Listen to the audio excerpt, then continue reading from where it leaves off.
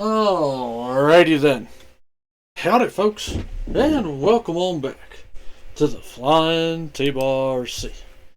It is time once again for us to be diving on into some more midday matinee for the week, and that means we are doing some more Destiny 2 today. We're going to be doing some Guardian games, going to be doing some storyline stuff, going to be doing all sorts of things today. There is only one major announcement, and that's the fact that tomorrow's midday matinee is going to be done earlier in the morning, which may or may not become a usual thing. But I've got a buddy. He's moving to a different state, stuff like that. So he wants to hang out, get lunch, and all that fun stuff. So that's going to be around the time that I would normally do the stream. So we're going to be doing that. If it doesn't take very long, who knows? Maybe we'll do a triple feature tomorrow. We'll see what ends up happening. So yeah. Anyways, that's the only announcement really for the week. Everything else should be going as planned. But of course, before we get on into the stream, as always, folks, if you guys enjoy my streams, you enjoy my content, hell, maybe you just enjoy my dulcet tones. You can check me out over on YouTube, Twitter, and Blue Sky. YouTube is the archive where you guys can find any and all of my archived content. For Destiny 2 type content, that means an entire legendary campaign for Destiny 2 The Final Sheep. I only need to get help on one part of the actual campaign, and I felt pretty fucking great about that, and then we've been keeping up with the season since then as well. Twitter, Blue Sky, on the other hand, are where you guys can find any and all announcements of all the stream, things such as when I'm going live, what games I'm playing, what days I'm playing those games. So go like, follow, and if you think of what subscription, well, I ain't gonna say no. All I ask is that y'all take care of yourselves before you try taking care of me. So, now that we're done with all that shenanigans and hogwash, what do y'all say we go ahead and we get on into it here, shall we?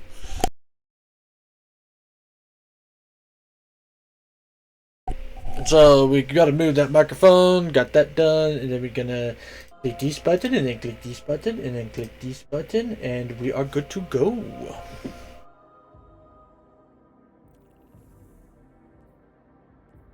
So I did a little bit of the normal grind BS. We did some Nightfall Pathfinder level shit.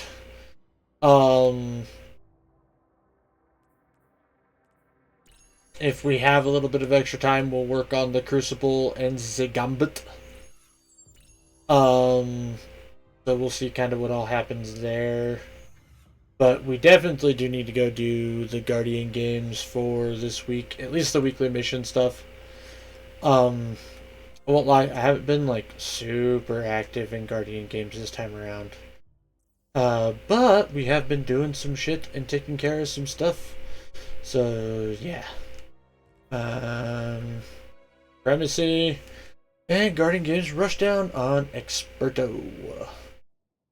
350,000. Okay, I mean I can probably make that work. Let's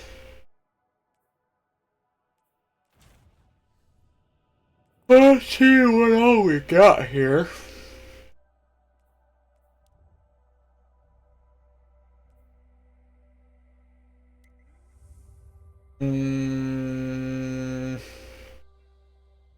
Should be all the same shit as last time. So shit. How should I tackle this? How should I tackle this? Fuck it, we'll go Void.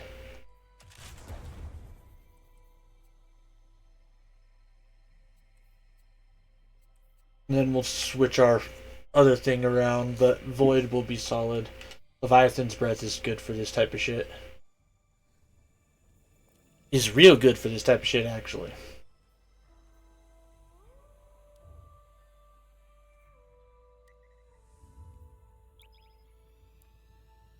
Actually fucking fantastic for it. Leviathan's Breath, in my opinion. Well, actually, I really don't know how the wider community looks at it. But I do know that, like, I personally don't see a lot of people using Leviathan's Breath, and to me, it's kind of a boss melter.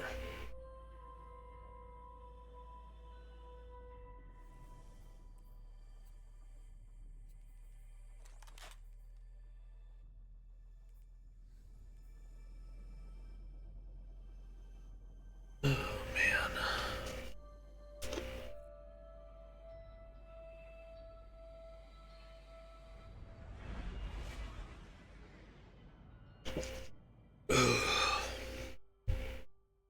I gotta double check when Daily Reset is also.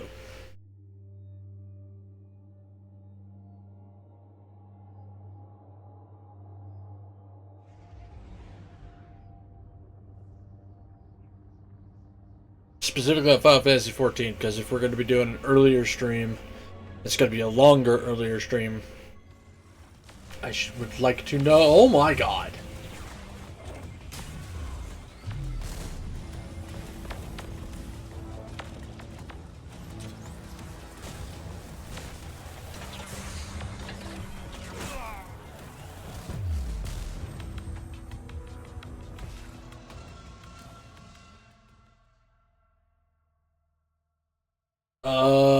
Shit, I don't know if I remember this one.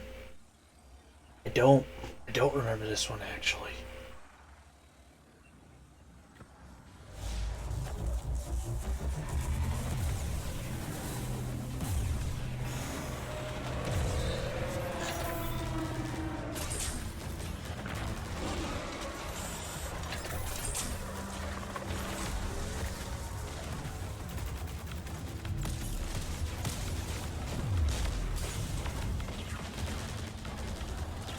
Oh, that's why. Okay.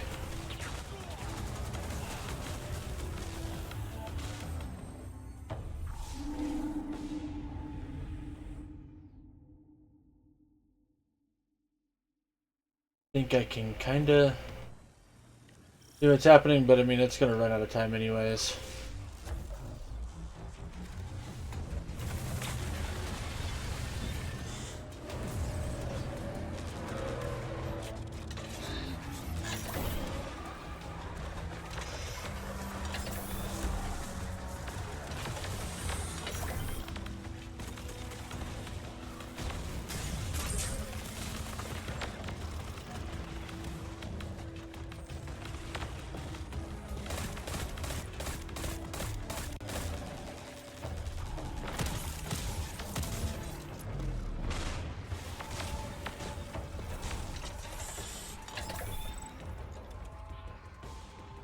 Right, yep, there we go.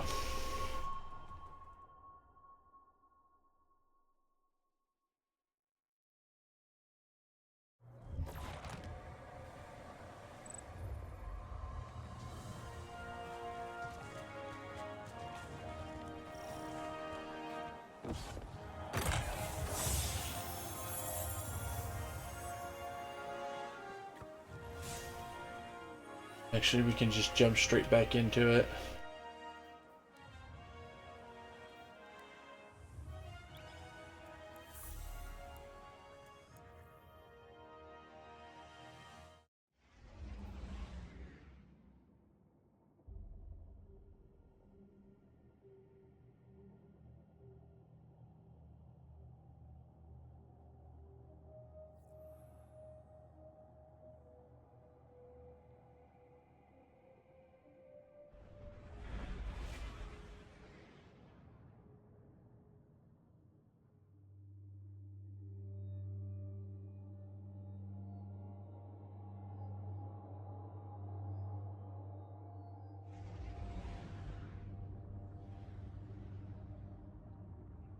Quarria, God. I really do, like, barely remember that fight. I mean, barely.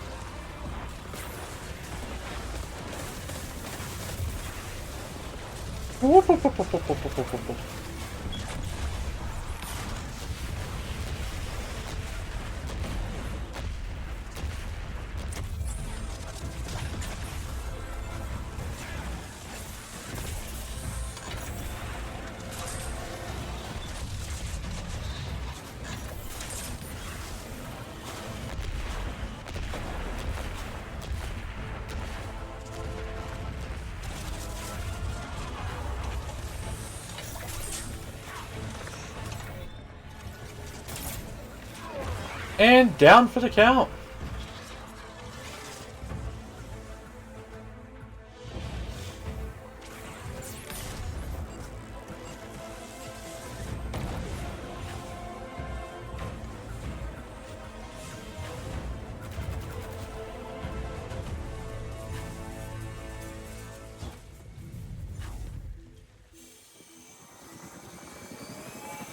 I feel like we did pretty solid there. I feel like that was a pretty solid run through, and all things considered. All the thingamabobs considered.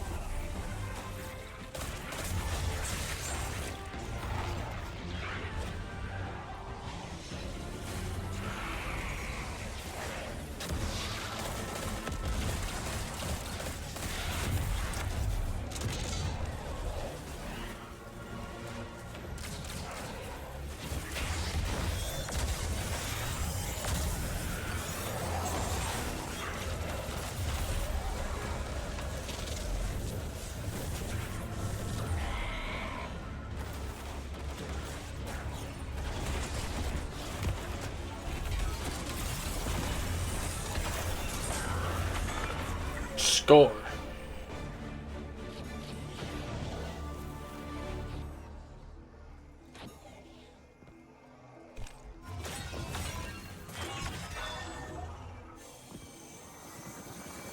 Wonder if it'll actually let me take the thing with me.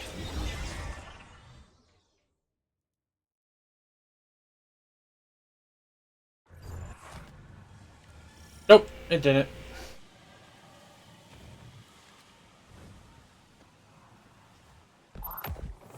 The fuck?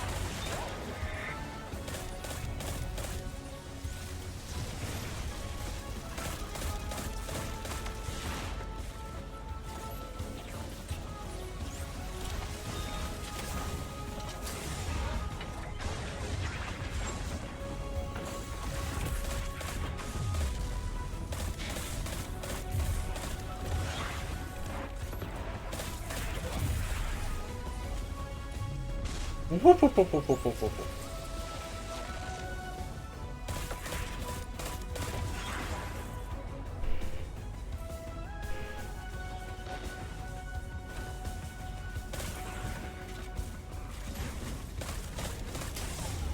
God damn it.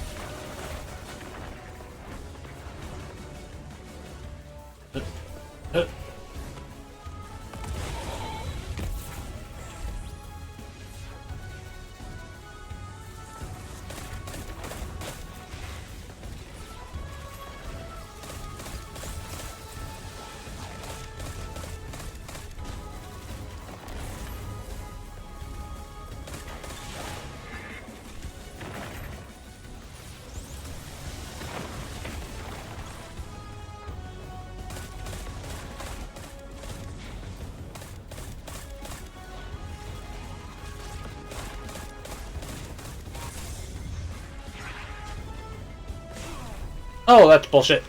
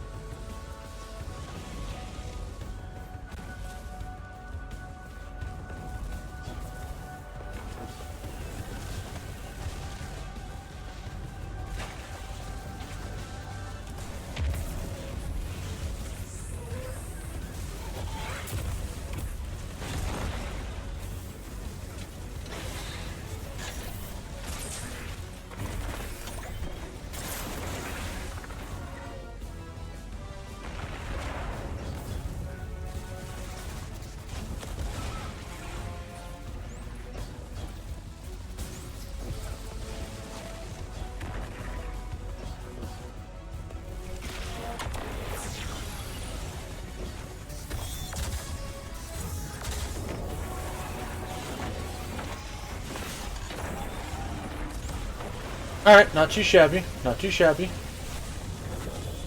Gonna have to remember how to do Coria, though.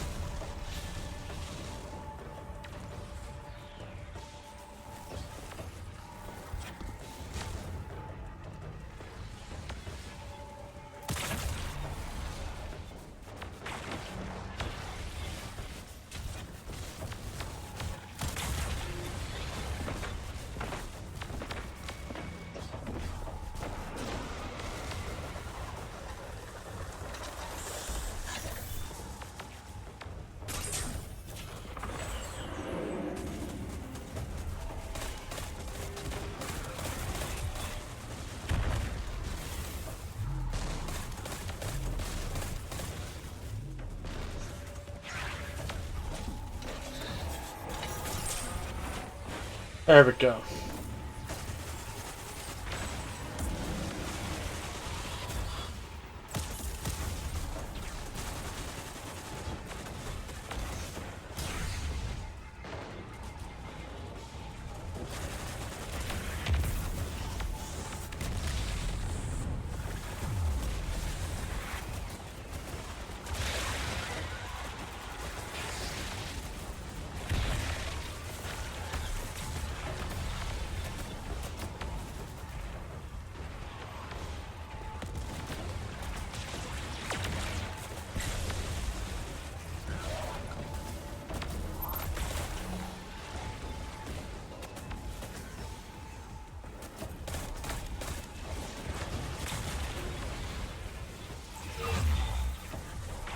Oh.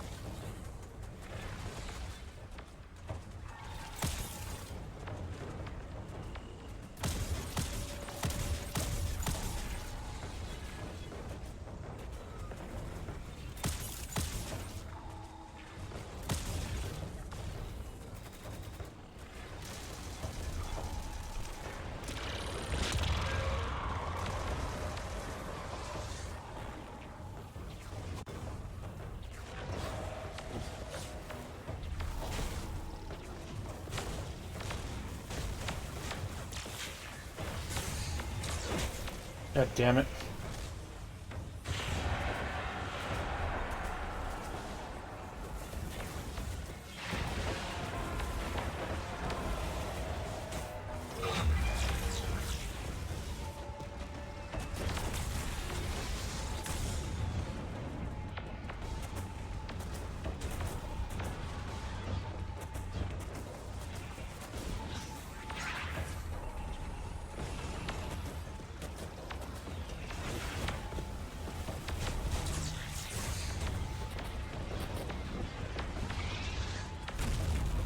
Oh, shit.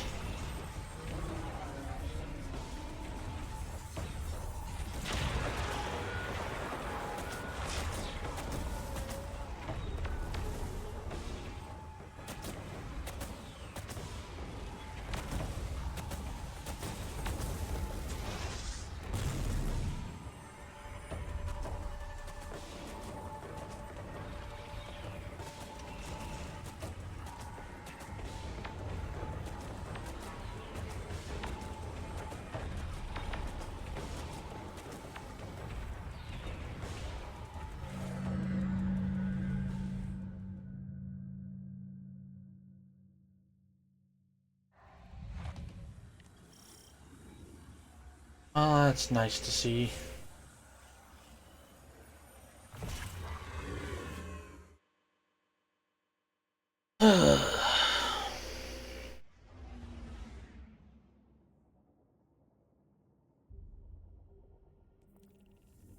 Like, infuriating. I think I remember how to do the fight now. Hopefully, we can get ourselves a good group.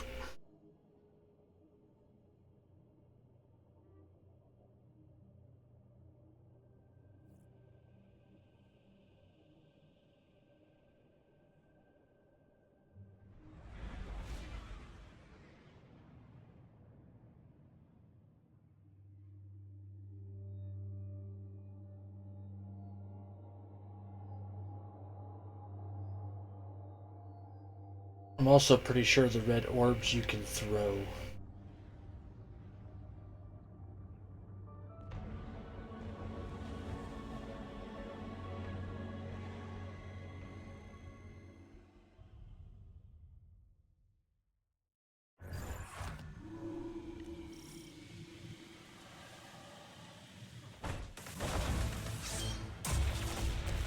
I'm in the thing.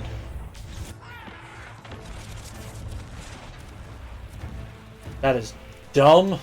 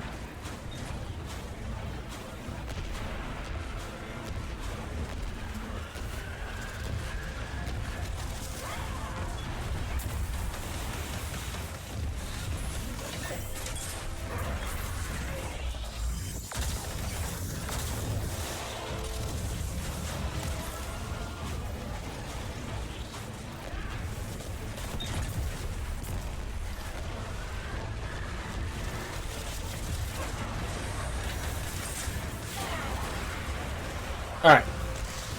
Good and done.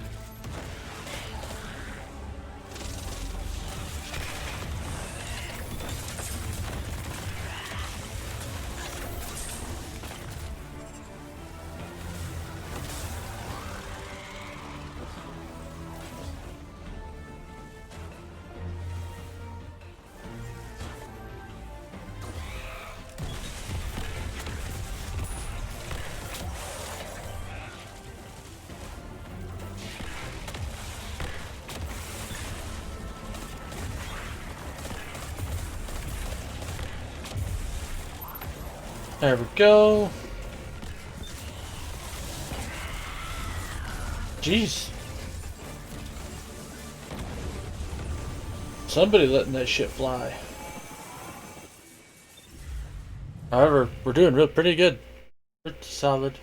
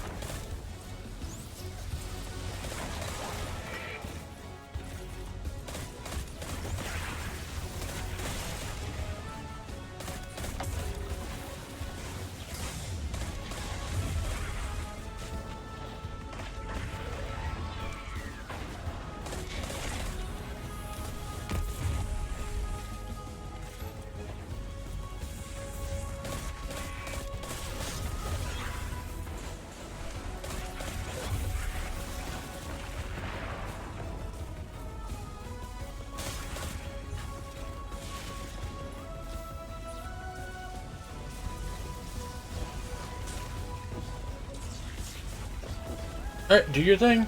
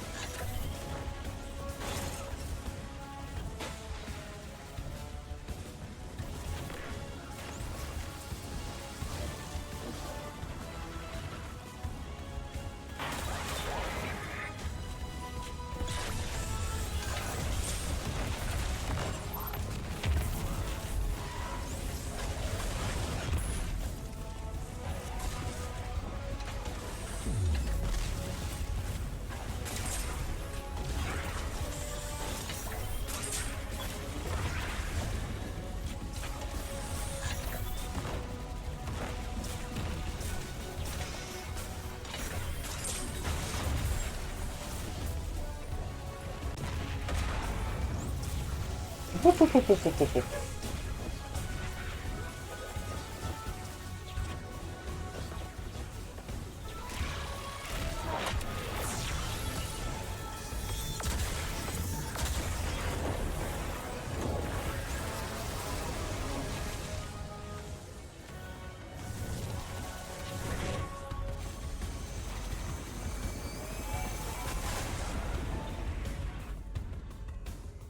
Alright, now we got this.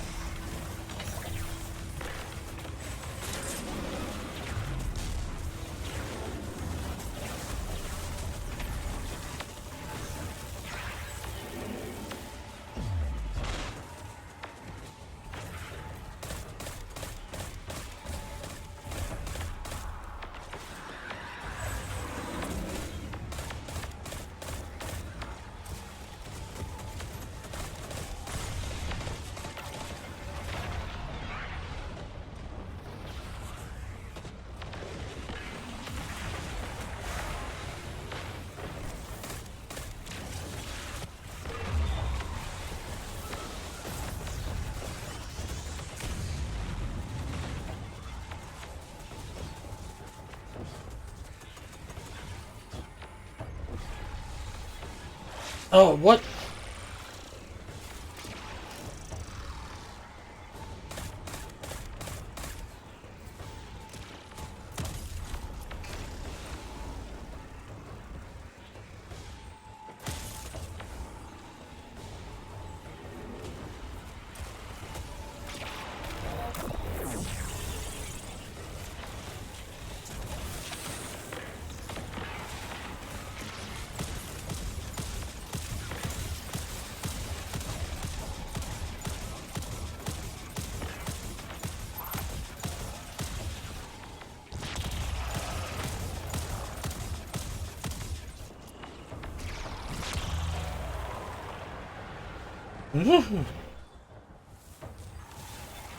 Alright, so that's that side done.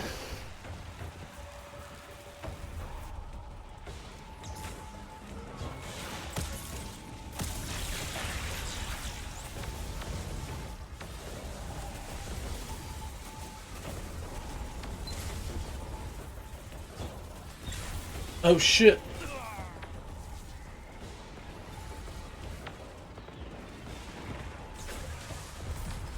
I'm sorry I couldn't make the jump.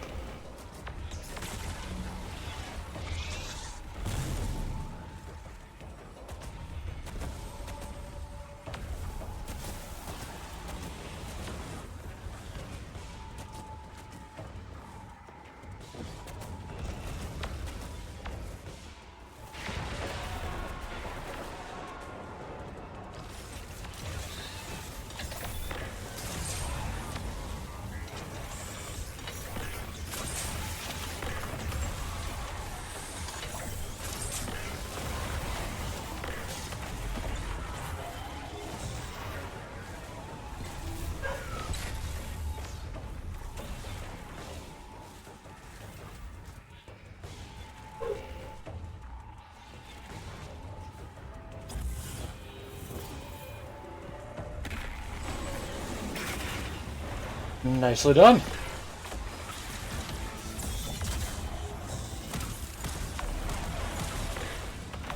Oh shit.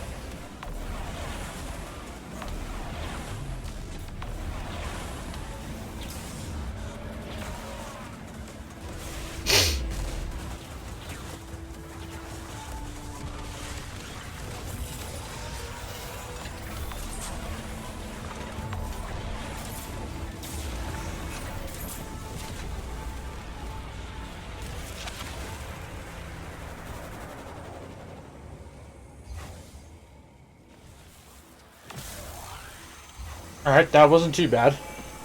Got one more fight.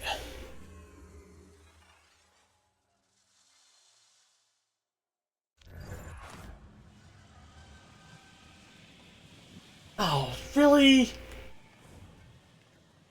Oh, I fucking hate this room.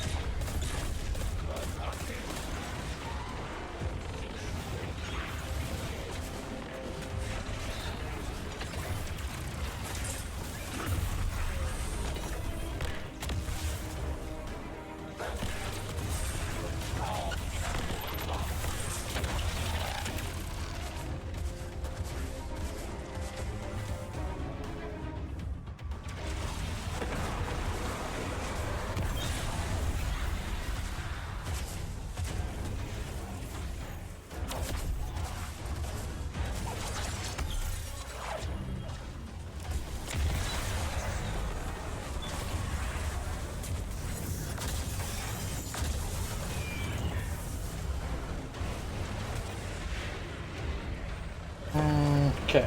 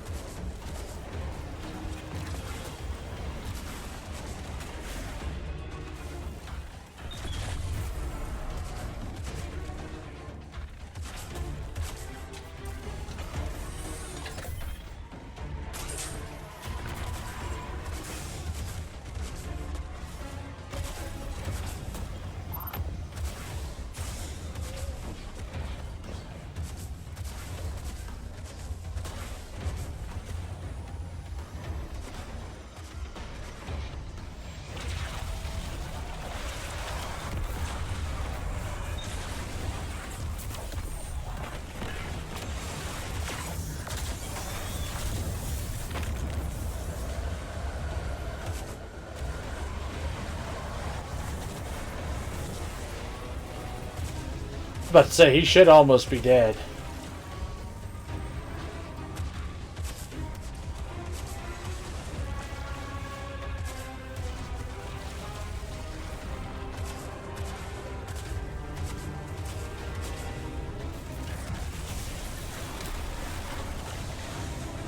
Nice. We got diamond score. Doo-da, doo-da. Oh, so I won't have to spend all day doing this. This is gonna be kind of nice.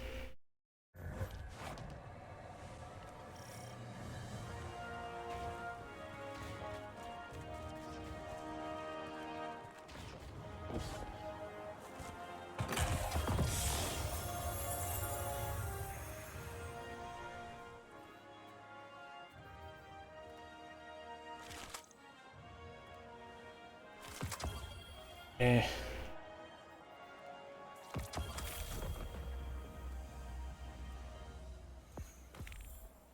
Remember to go light the scoring torches, I know.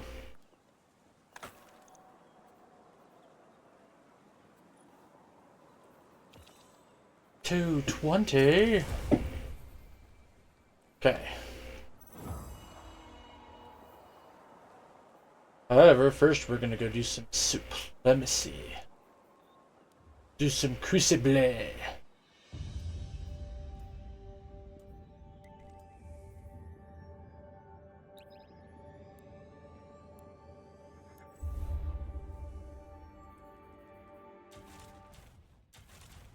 God damn it. Click the button.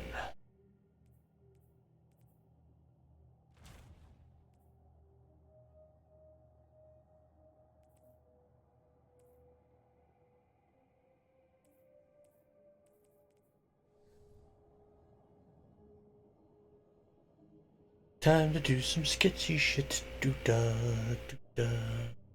Get over the do da day.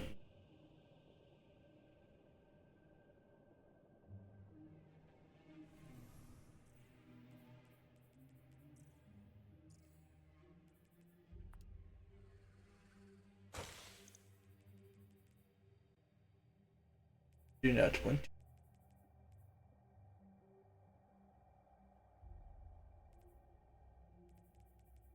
No.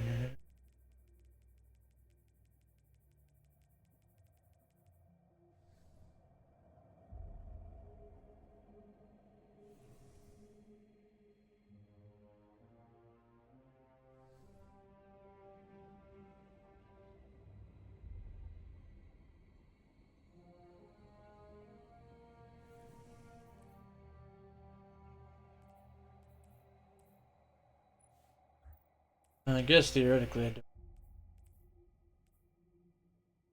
I don't. Go with. Yes.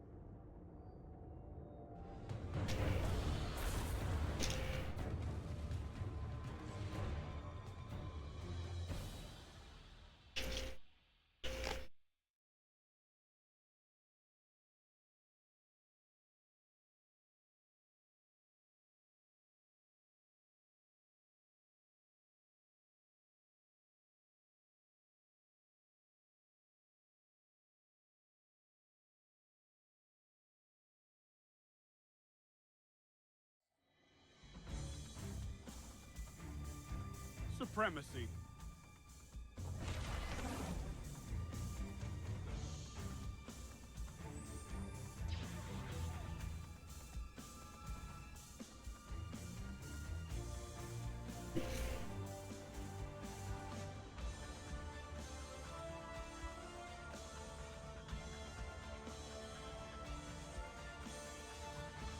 Slay your opponents.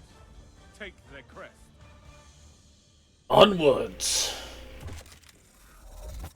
To do the thing.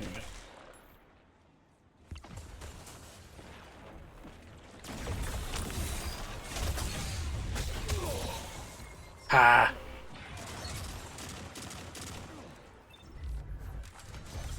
Reminds me, I need my glaive kills anyways.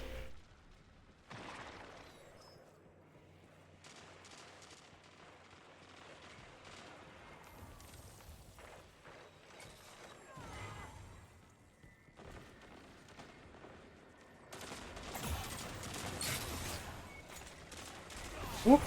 Whoop, whoop, whoop, whoop. Hell! I deserved that.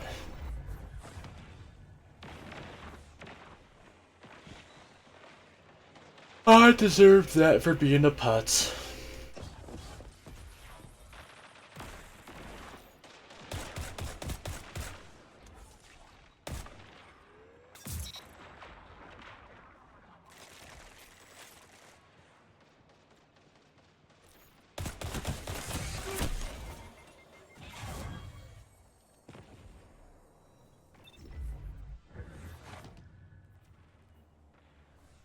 I'm getting real annoyed by that.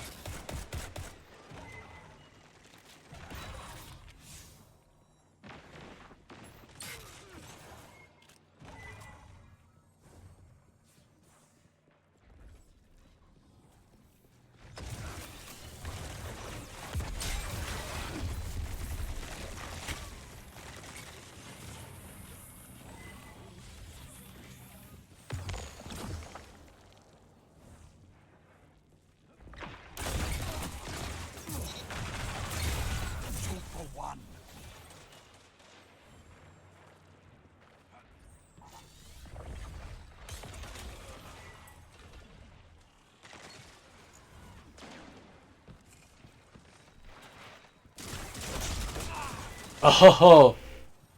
Damn it.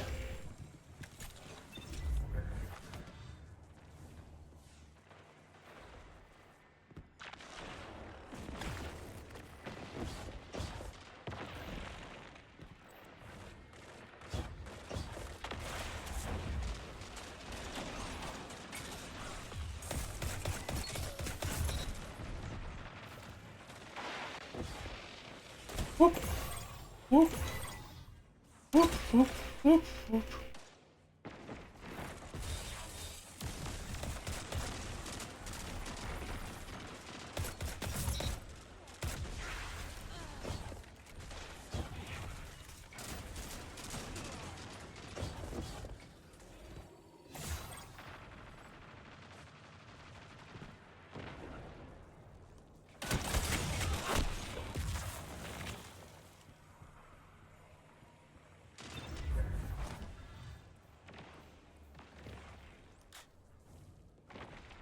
Time to bring out the old faithful.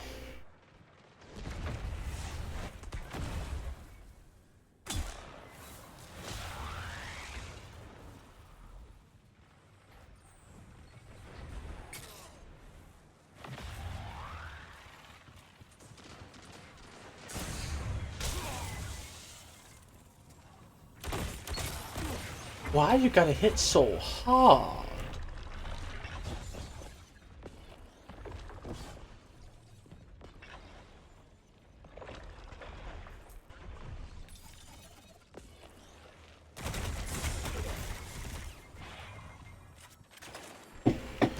Actually doing really, really bad.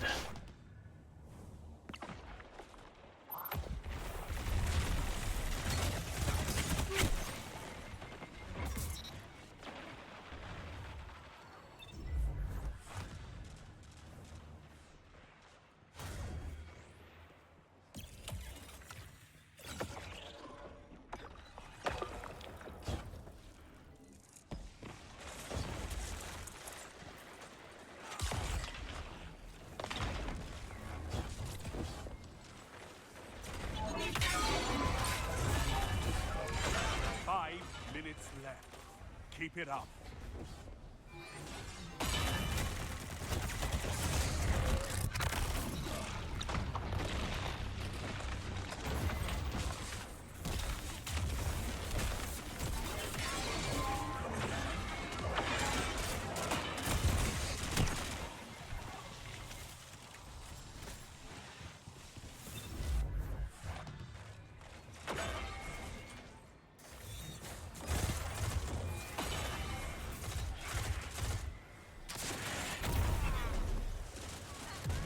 That reminds me, I had a gun that I was wanting to use.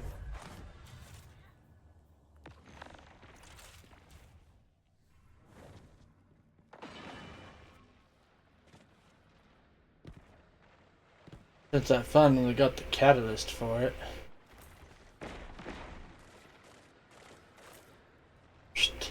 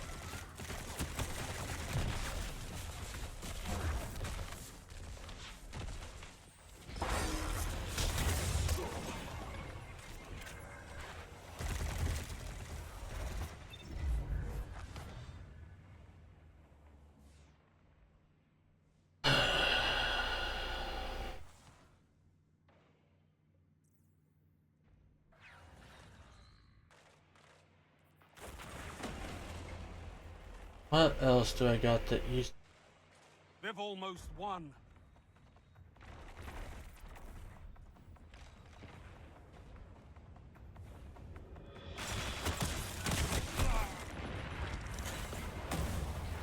Defeat comes for us all.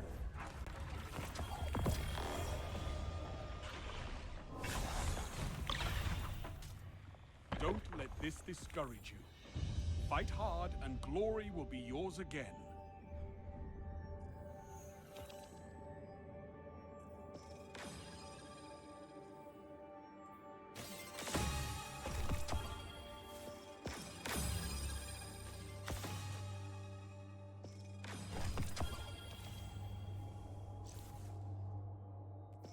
Oh, I got a couple things there.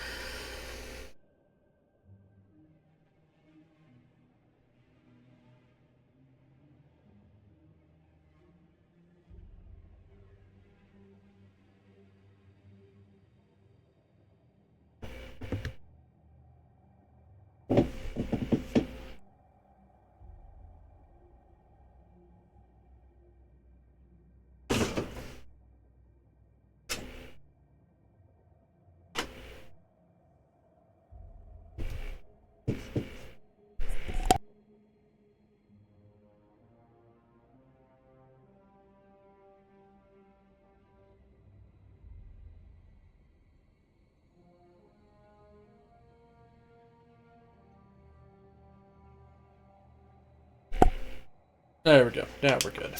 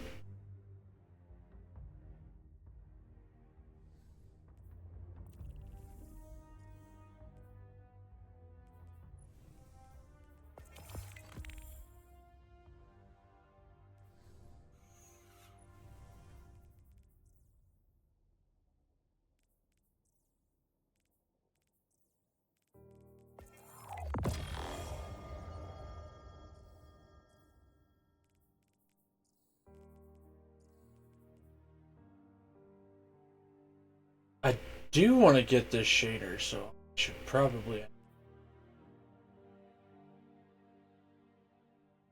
Trying to get some fucking metal.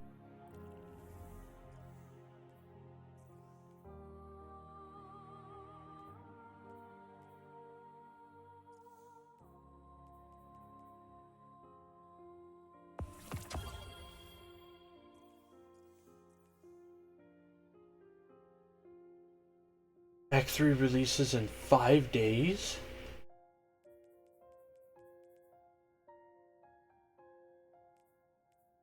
Holy shit. Why does this season feel so much shorter?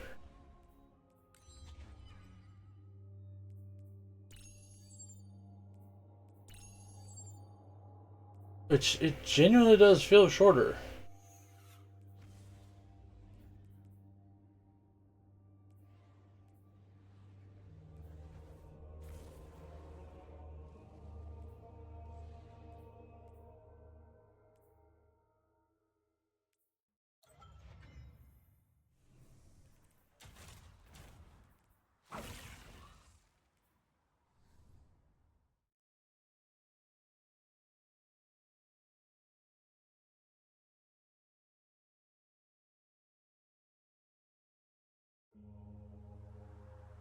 Okay, if we're gonna be doing this. Supremacy.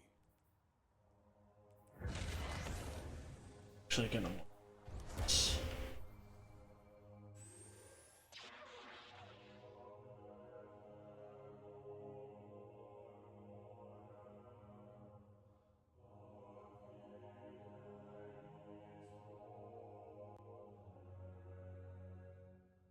Slay your opponents. Take their crest.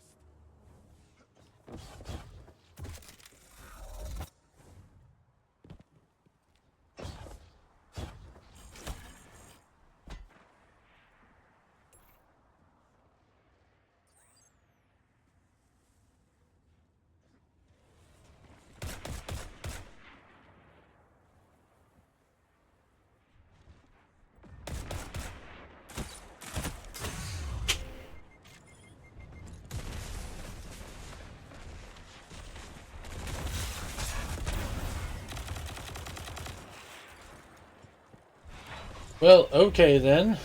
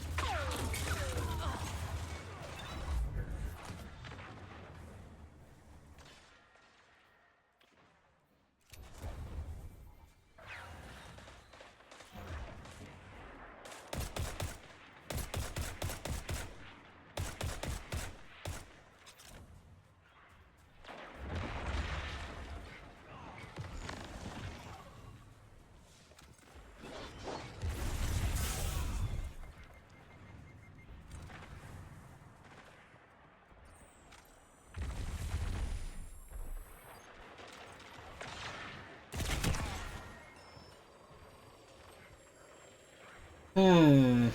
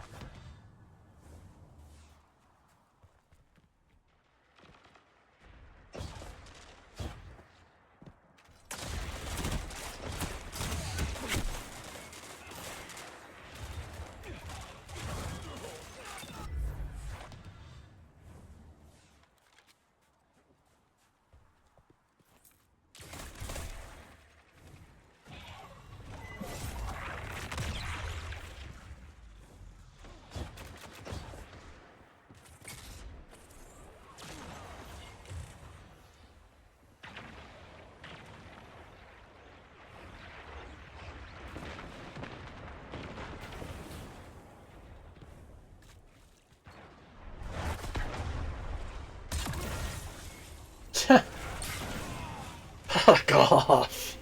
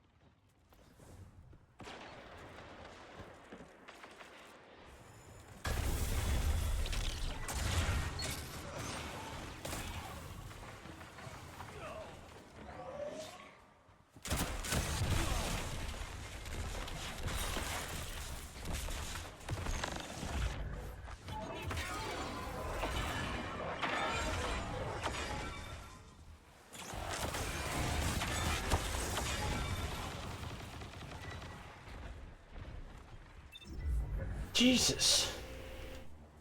5 minutes.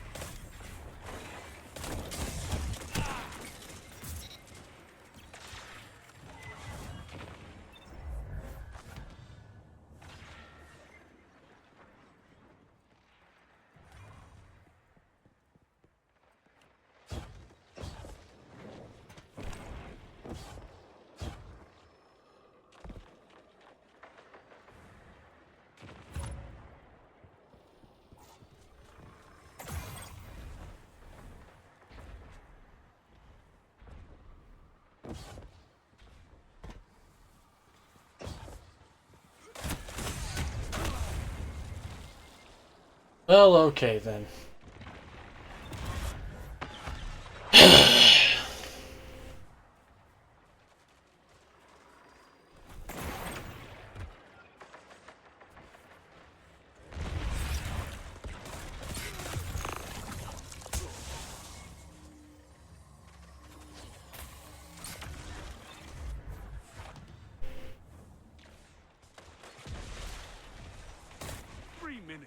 You're winning. Stay strong.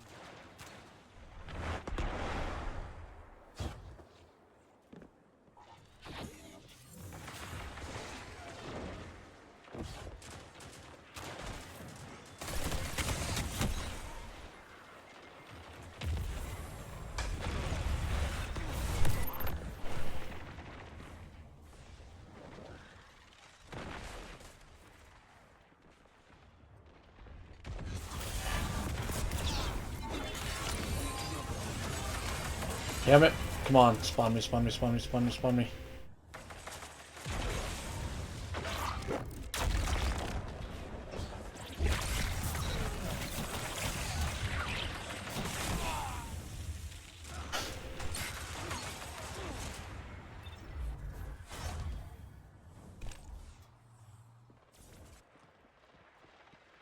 Keep it up, and victory is yours. Well, we got one of them.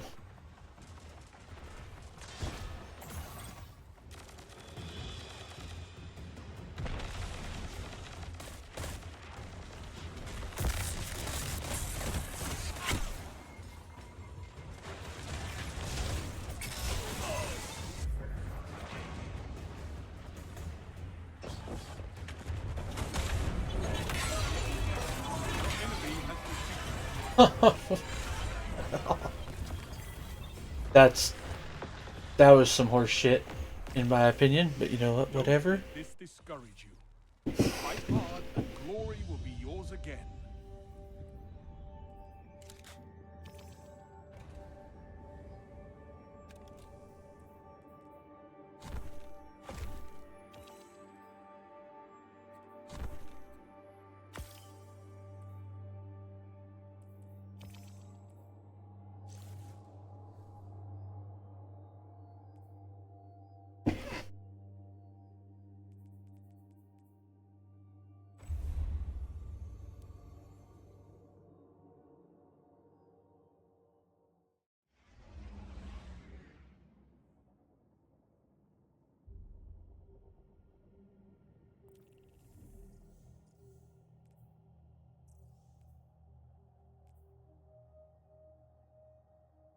Gotta get to 1,000.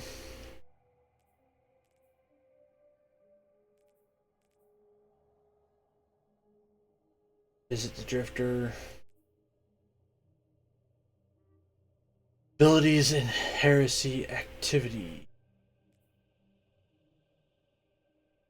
Location.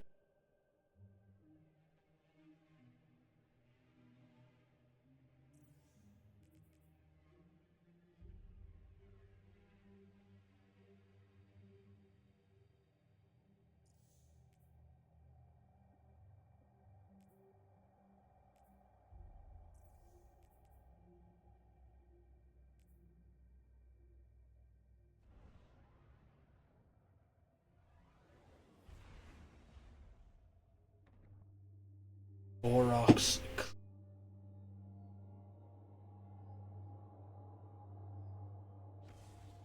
So really the next this like mobile thing.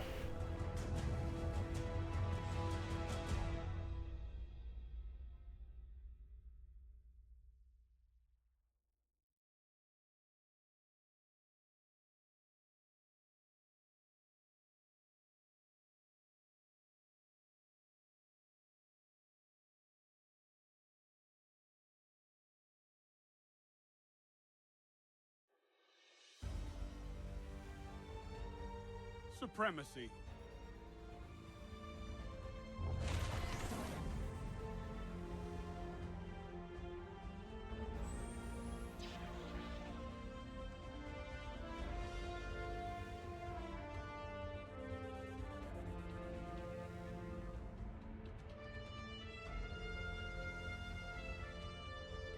Defeat your opponent, then take their crest.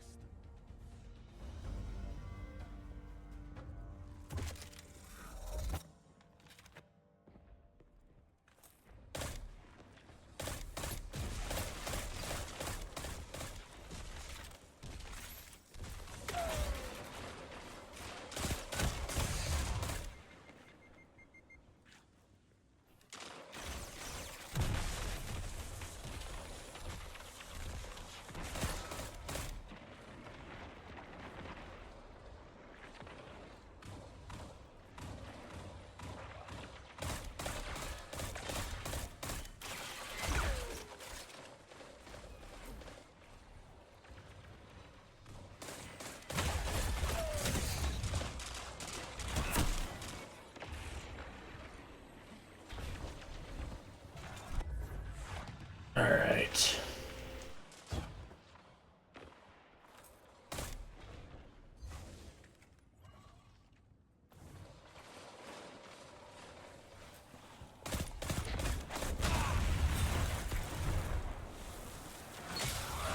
Titans. Titan. Titan.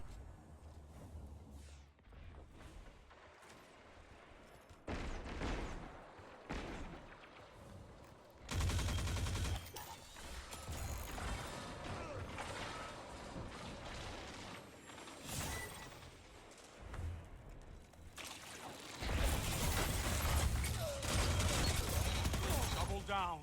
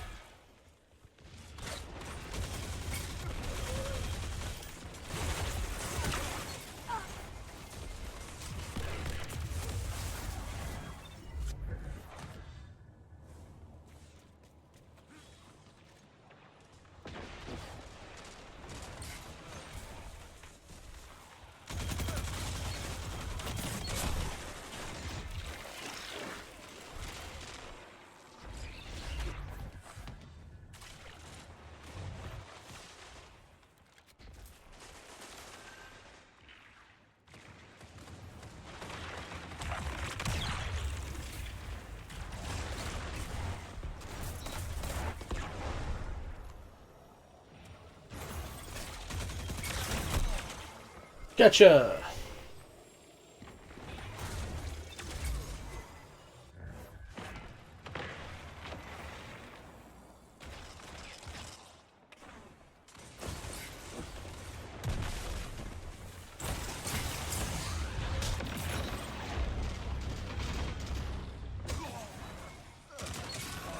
Shut the enemy down.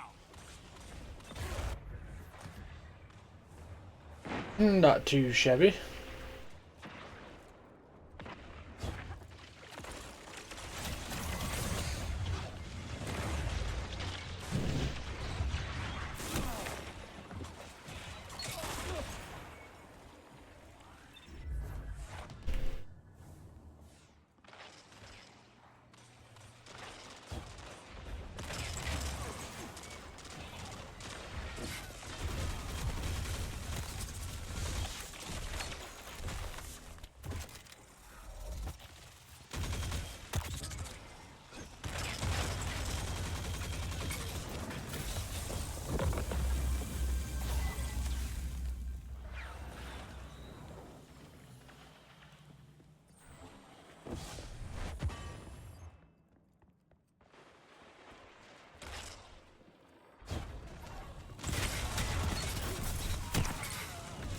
down.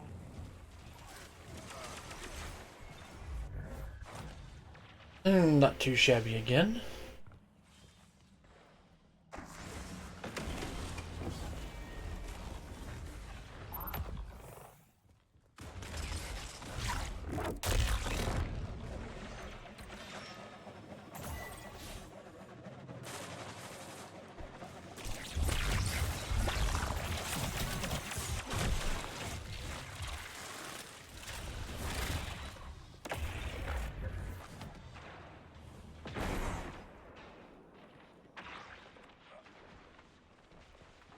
Hmm.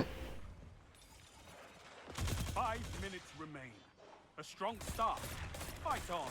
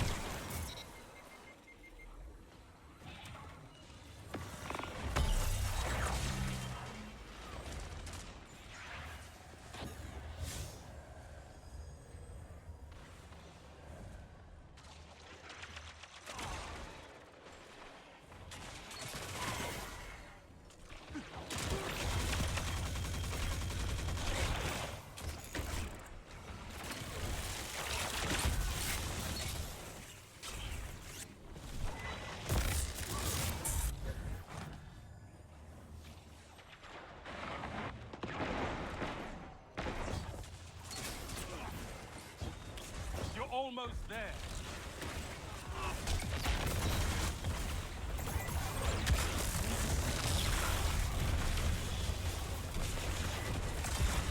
Not quite sure I just saw happen what I saw happen, but it happened.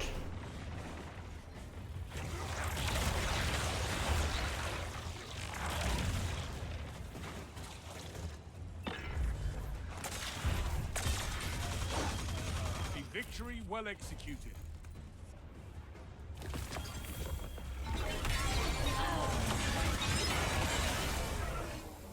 The Red Legion couldn't take your glory, and neither can your peers.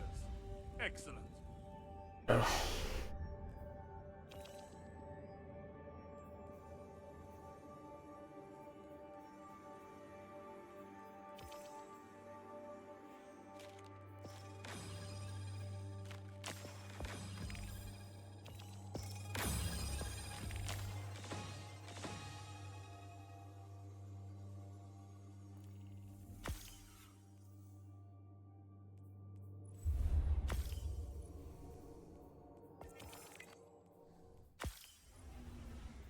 Rapidly defeat combatants in Court of Blades.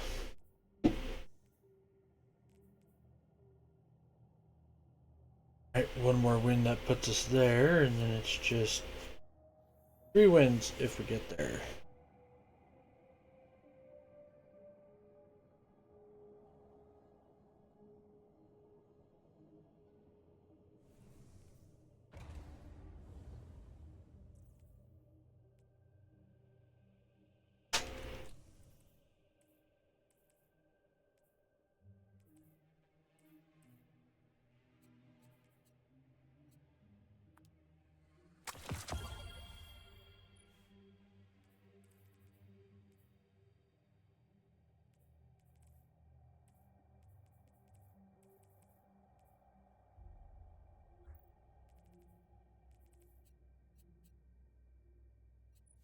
Oh.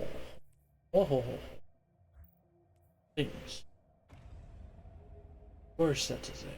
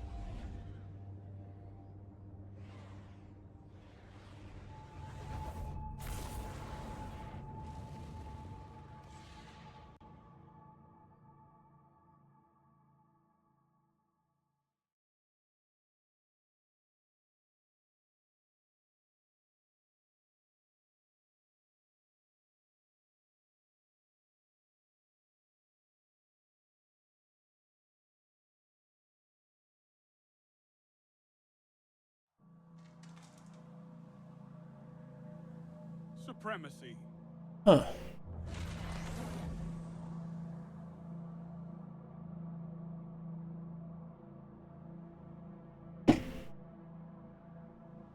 Maybe I should try to get a red Trix S stock.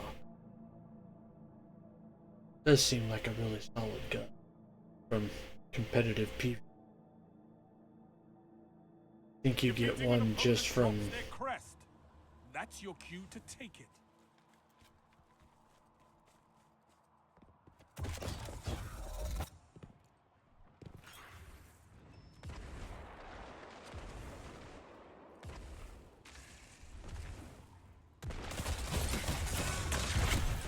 Ow!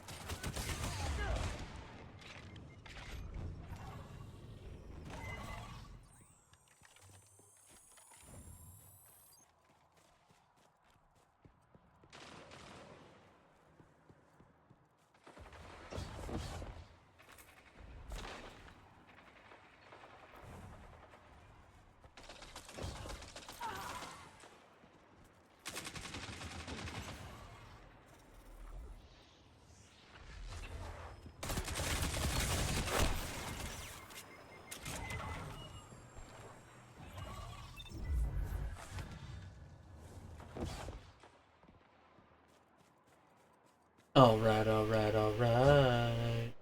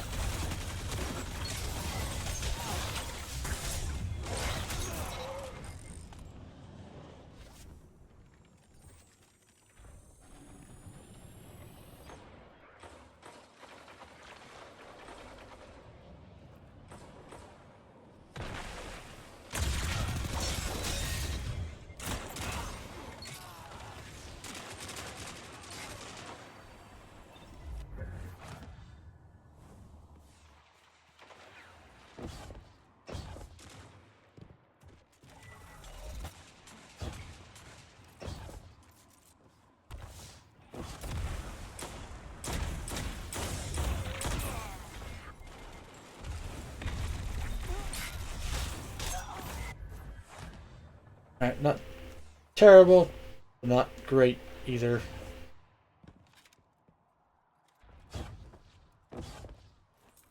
Holy shit! That's a lot of guys.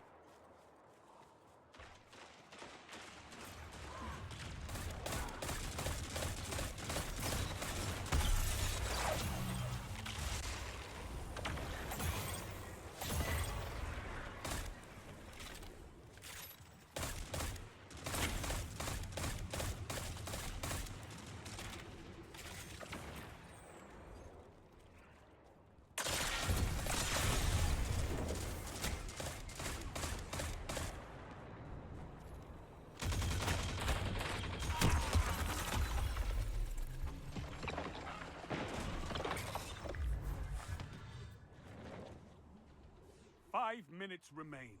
A strong start. Fight on.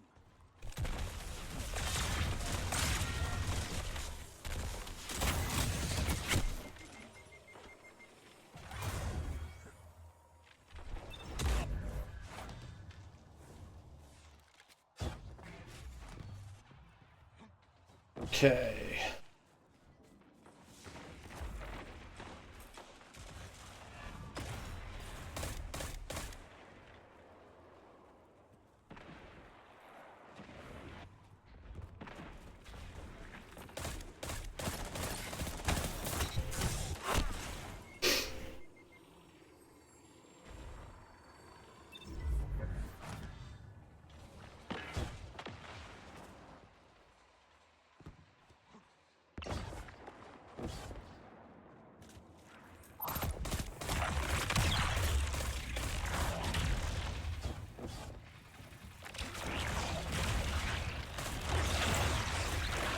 Damn it.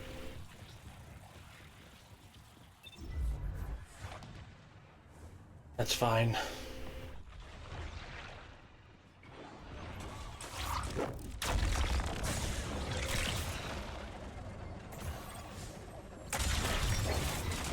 Double down.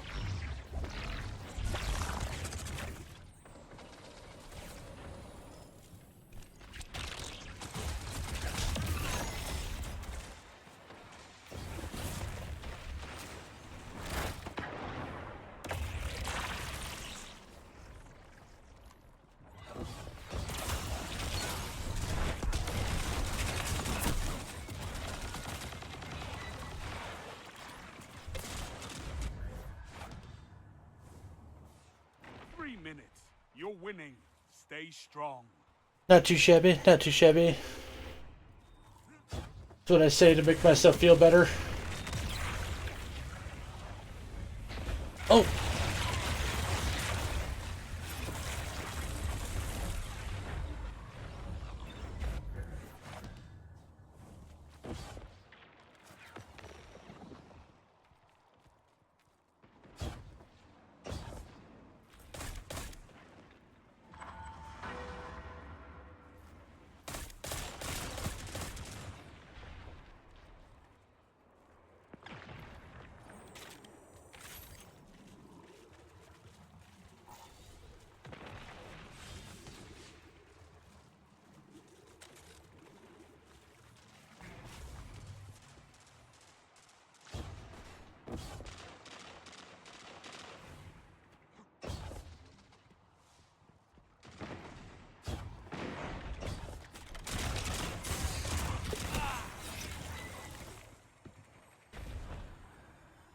Oh, that was terrible on my part.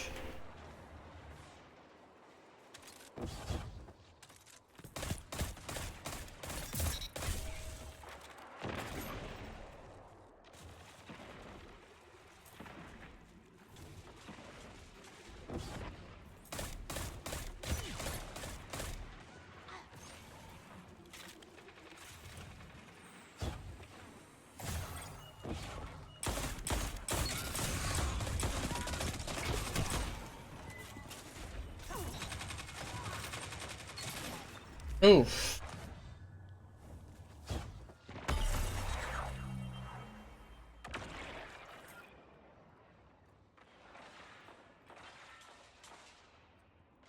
One minute. You have this.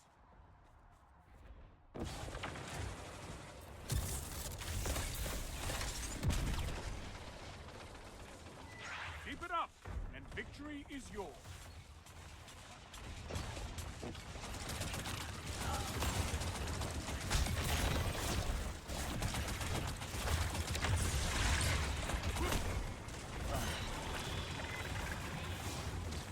Seconds stand between you and victory. Come on.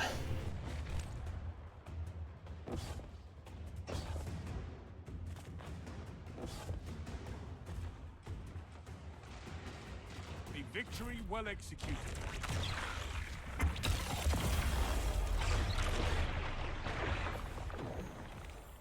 There we go. Nicely done. Glory is yours, Guardian. Nicely done. Nicely done.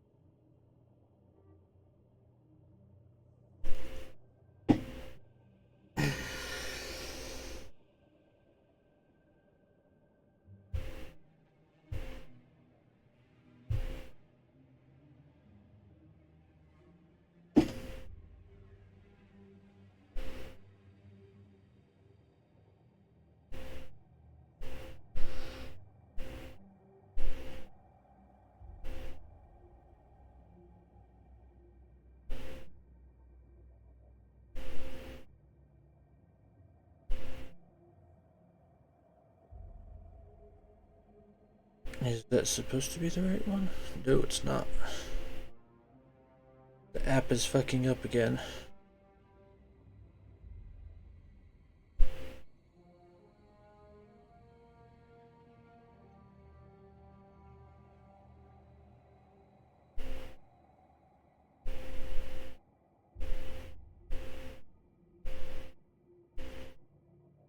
And keeps fucking up, so.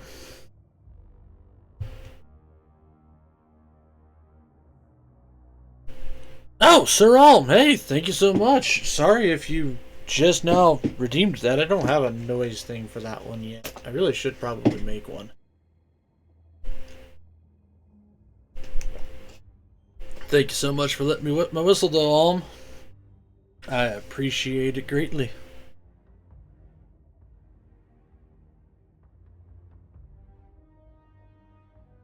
Hello. How are you doing today, sir?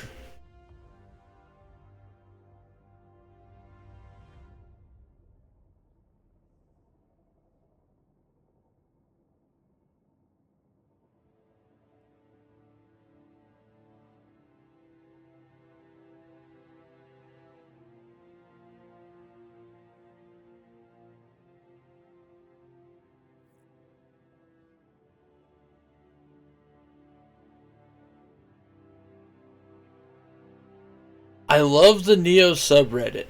Half of it is people complaining they don't get the game. As in, like, they don't understand the mechanics of the game or they physically can't get it. The other half is people complaining that now that they understand the game, they can't enjoy other Souls likes anymore. When a game changes your life so much it ruins a genre for you.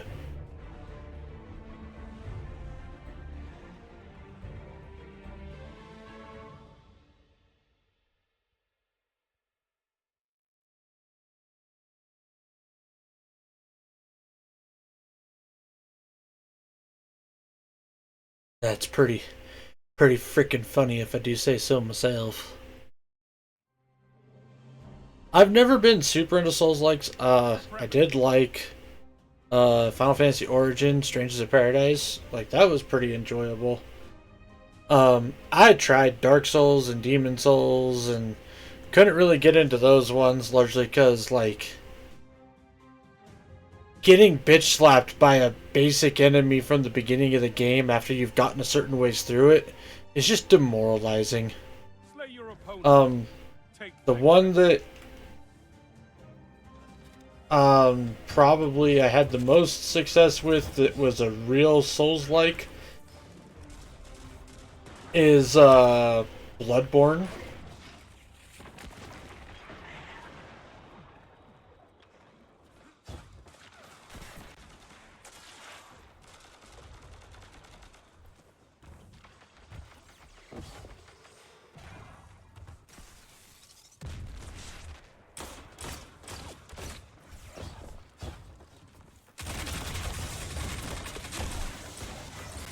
Strangers in Paradise is the same team that made Neo. Oh, nice.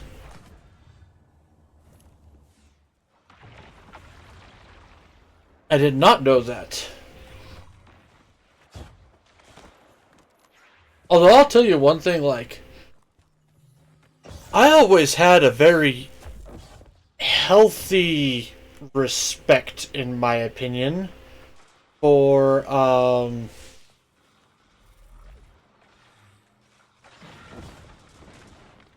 Tonberries, right? Like, Tonberries in Final Fantasy games can be some real fucking scary ass enemies, right? Right.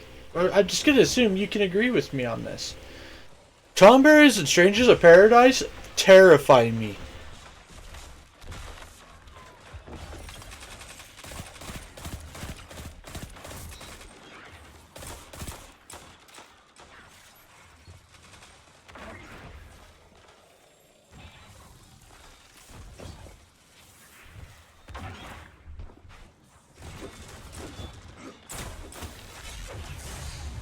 Ah!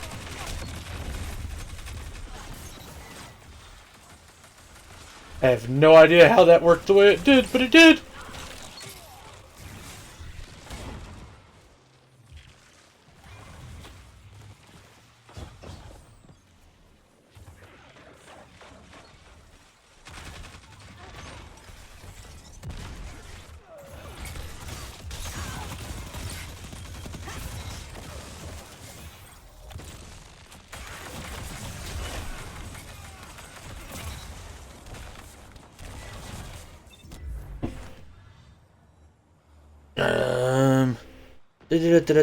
Yeah, totally not biased after Neo. Other Souls likes feel like wading through mud. There's definitely a very, I can agree with that. There's probably a huge speed difference, and that's the reason why I couldn't get behind Dark Souls and Demon Souls. To be honest, was the fact that it did feel so slow.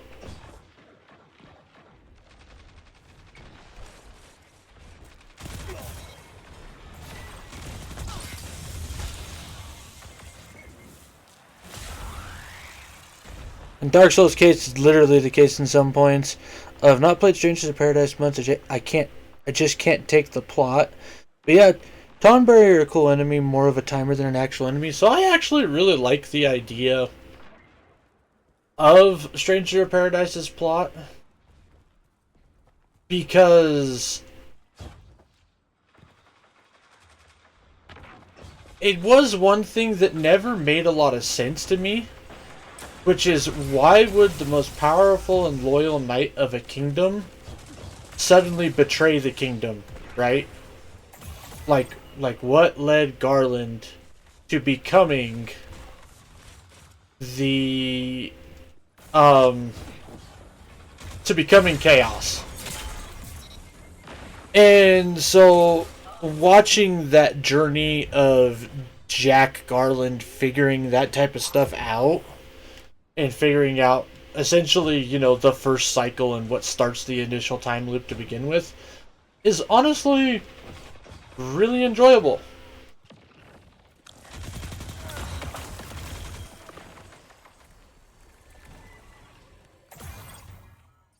I do want to go back and play the DLC sometime. But yeah, Tomberries are a cool enemy, more of a timer than an actual enemy. So in traditional Final Fantasy games, yes, they are very much more of a timer than a traditional enemy. This is true. I could not ask for a better victory.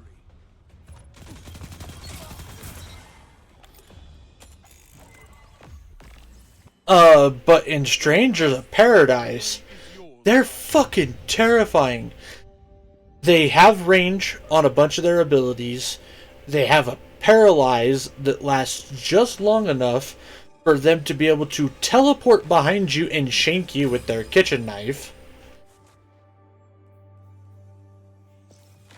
And you also can't find cover from their abilities. Like, you can't go hide behind a rock and kind of wait the attack out, because it phases through the rocks and walls. And, oh yeah, don't try to block any of their attacks pre-knife stab.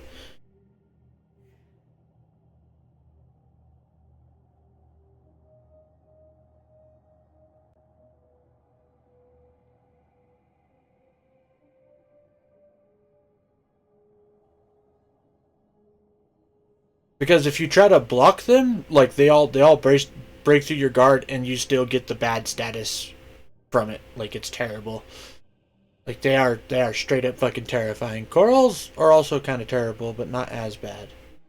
Like they don't do shit as instantly or as quick because tonberries are surprisingly fast. Also,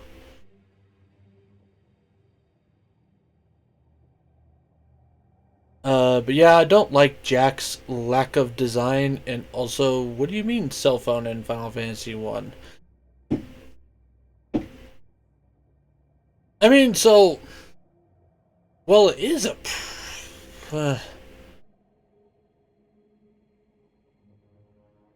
So the only reason why a lot of the whole higher being shit using the world as a testing ground, and it's also like yanking a bunch of other worlds locations into itself and whatnot, because that's where a lot of the locations come from that you go through. Um, the only reason I can accept it as part of a legitimate continuity thing is because of the fact of their way massive screw up, in my opinion, of the final boss in Final Fantasy IX. So, before I go into Final Fantasy IX bullshit, have you ever played Final Fantasy IX? And if not, do you care about spoilers?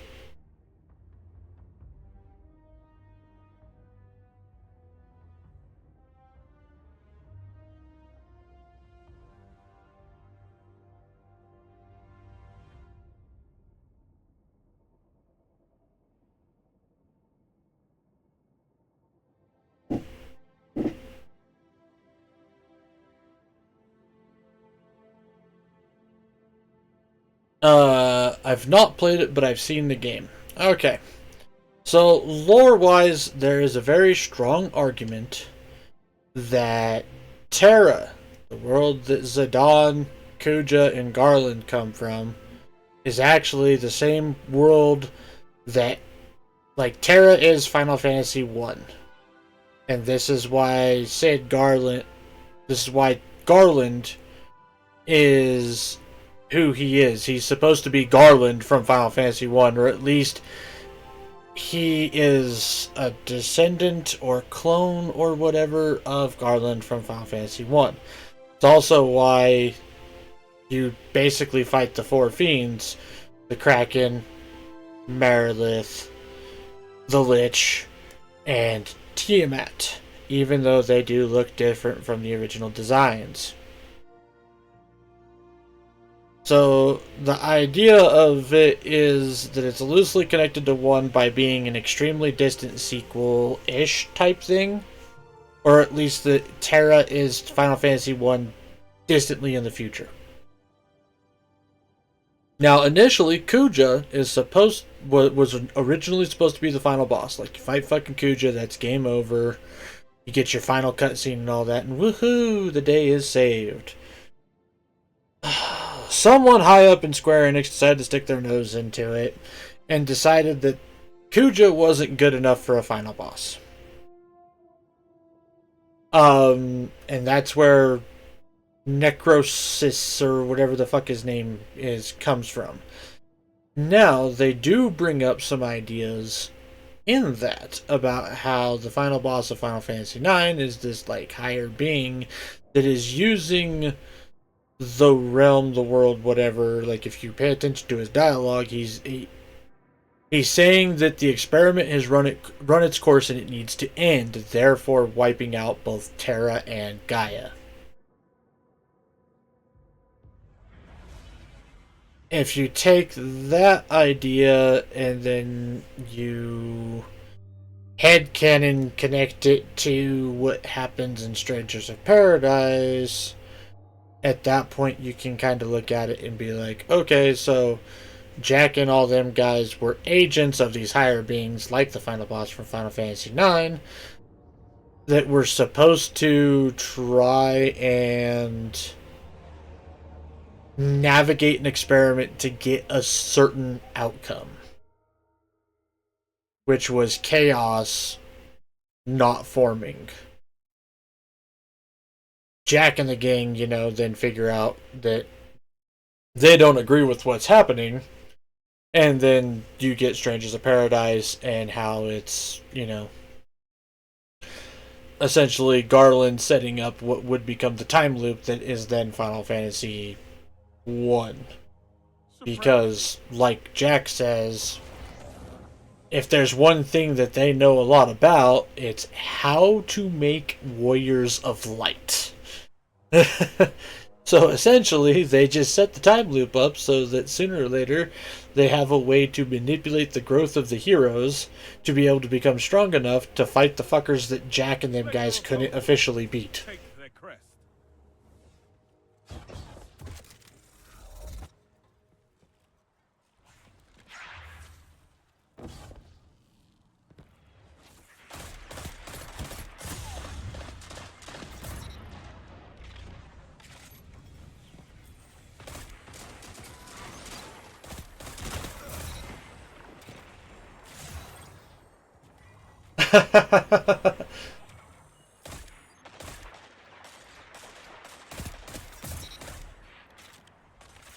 Yes, take the notes on.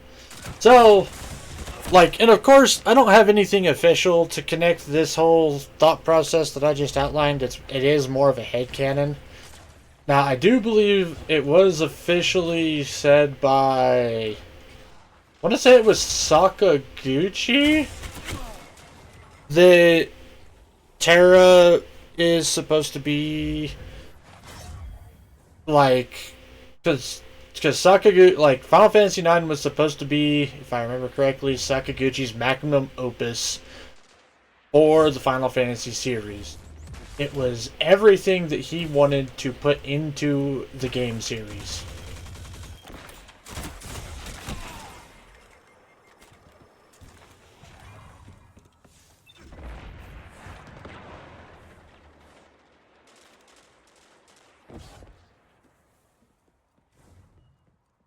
So, there's all that.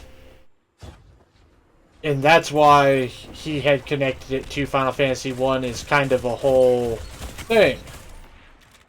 But then, like I said, then you can take the Strangers of Paradise stuff and kind of be like, oh, this is a very interesting idea. And so, won't lie, if the FF9 remake is ever actually an official thing, I kind of want to see if they will actually connect that or not.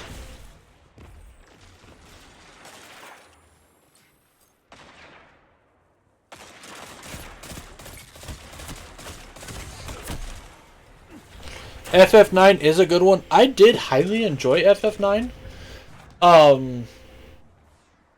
For multitudes of reasons. The biggest ones being that while thieves have always had the abilities to steal from bosses, so mechanically one of my favorite mechanics was the idea of thieves doing what Zidane does throughout the game, which is there is a ton of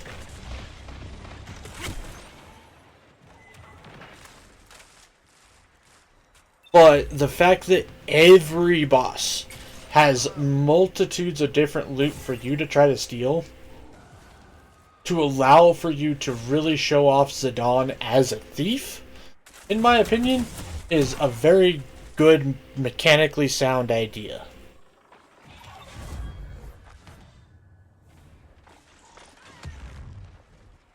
So I do really enjoy that.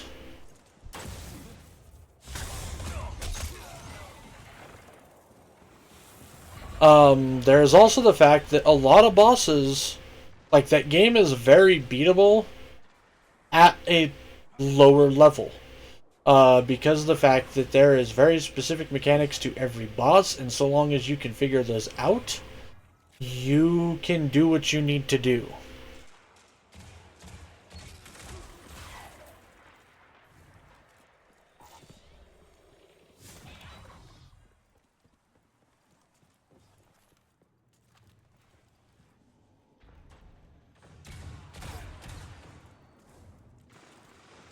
Unlike Vaughn, who was just insufferable until I got tired of the game.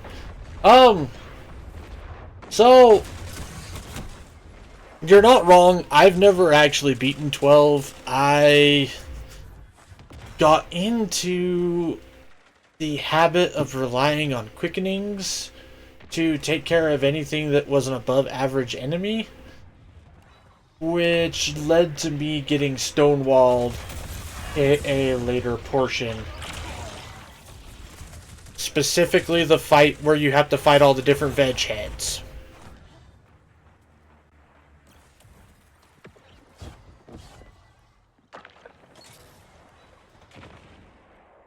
So, now on the flip side, I do fully 100% understand that Vaughn was initially not supposed to be the leading character. Leading character was actually supposed to be Bosch.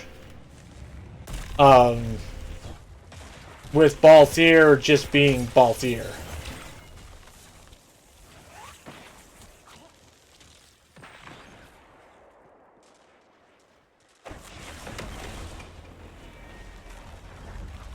Which is also why Bosch's backstory and all that is fleshed out like so much more compared to literally everybody else.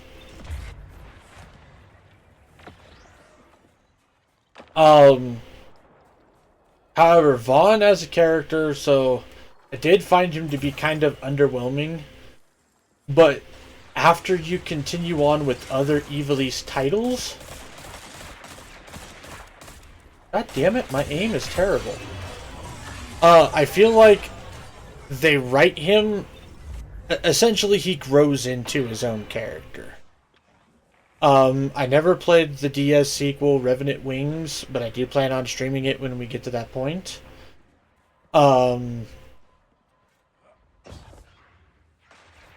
like, when you take, let's say, Vaughn in Final Fantasy Tactics A2, I feel like he very much has grown into his own character by that point.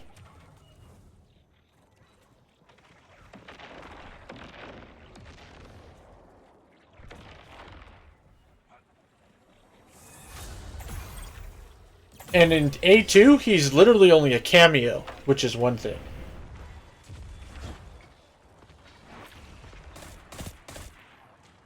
You mean they had a pirate and an urchin and they wanted to have the warrior guys the main characters? So, based off of storyline narrative and stuff like that, Vaughn was not even in the original write-up of the game. He literally got shoehorned in along with Pinello.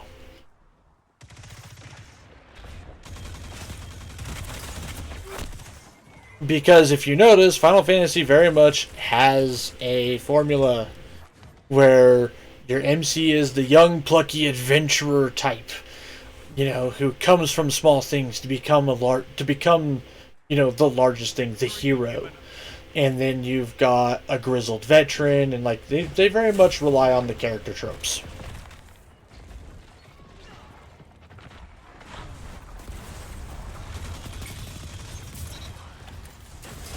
Oh my god. But in the original write-ups for Final Fantasy XII, Vaughn was not even a thing. And it was supposed to be Bosch as the main character. Ash was already in the thing, and Bosch was, going to help Ash reclaim her kingdom, as well as redeem himself and all this other fun shit.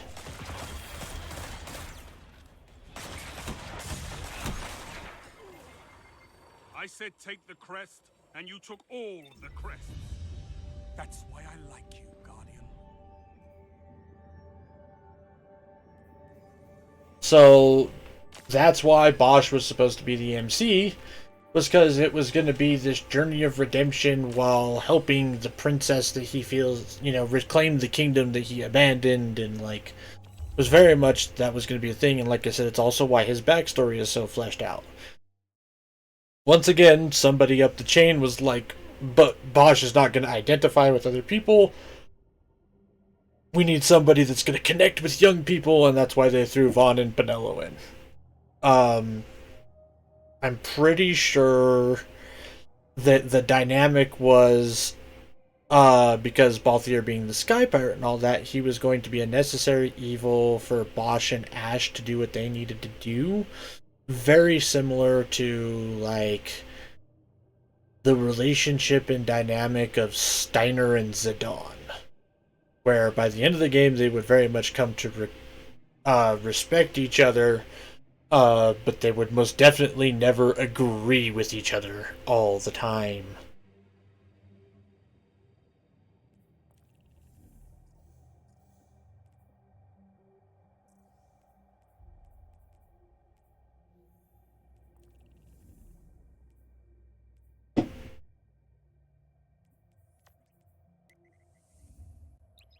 So, yeah, that's why Vaughn and Pinello feel very out of place, and they get practically no character development, and everything else under the sun you can possibly think of. Uh, can I understand why they made the decision that they did? Yes. Do I think that it was the right decision? Also, no.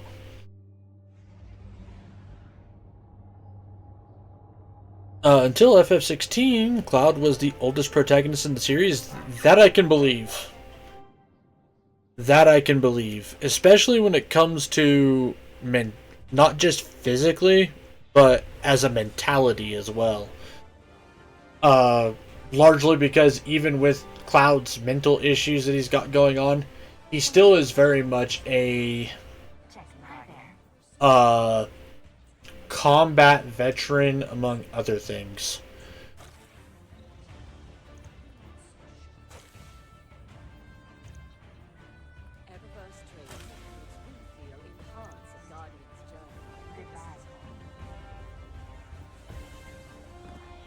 I mean, there's a reason why a lot of the, like, in my opinion, and I don't know if, yeah, or so he thinks. Well, no, because, I mean, he still did missions with firsts, and he still did a lot of stuff. Like, he definitely saw more combat than Barrett ever did, or anybody else for that matter. Like, as far as, like, legitimate going on missions, having to deal with parameters, orders, superiors, etc. Like, you can't totally neglect that stuff.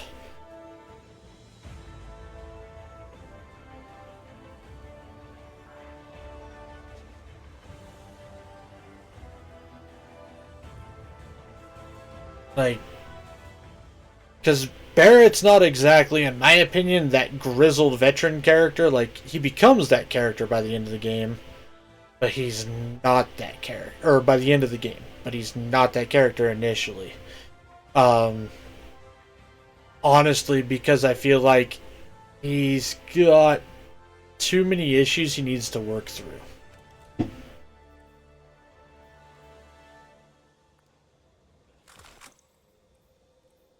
Not to say he doesn't have reason to have the issues that he has or anything like that. He's just not there. It's, I guess, the best way to put it. Like, I mean, neither is Cloud, of course, but yeah. I don't know. I have lots of thoughts about Final Fantasy VII. A lot of them don't tend to make a lot of sense. And nobody from the main cast of FF7 is actually my favorite character. Because my favorite characters are Zack. Well, basically, the 4 first class soldiers: Zack, Genesis, Angeal, and Sephiroth before Sephiroth got fucked up. Then you have Reno, who, honestly, well, we know and Rude together because, let's face it, Advent Children made them the greatest lovable dorks in the world. Like, it was actually a little bit of a shock seeing Reno in the OG game when I finally streamed it, And then, of course, restreaming or replaying Remake not long after that. Um, like, Reno's downright fucking, like, hardcore, right? And then you get to Advent Children. And he's such a goofball.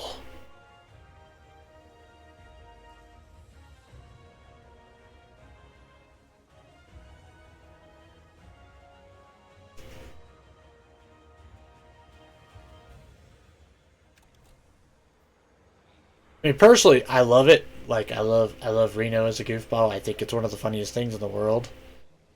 But yeah, like all of them characters rate much higher in my opinion than most of the main cast of the base FF7 game.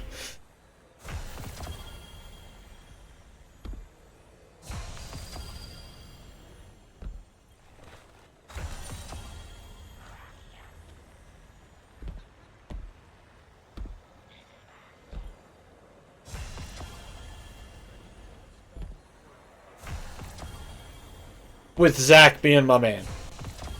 Because Zach really is my man. Like, Zach is amazing. I know there are lots of people that would disagree and argue with me on this.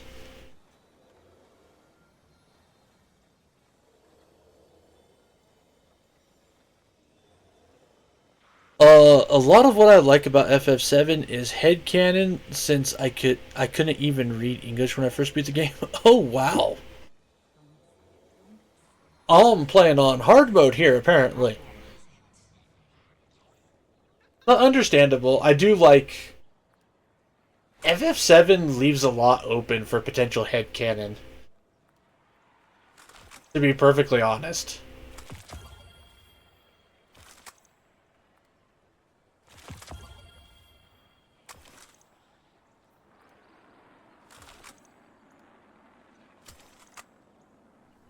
Thank you, thank you.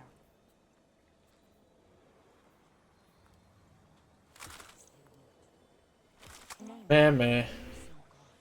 Meh meh meh meh meh meh meh meh. That might actually be kind of good.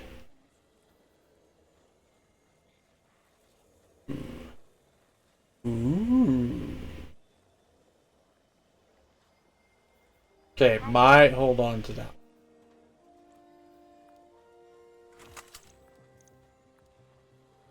Oh, let me check right away. Welcome back. Don't know how Kid Me managed, but yeah, I didn't understand games much until 2008. Wow. That's impressive as fuck. And that's like the exact opposite of me. Like, I played games to understand the story and would find like the cheapest, easiest way to play games. If that meant relying on supers and doing all that, like,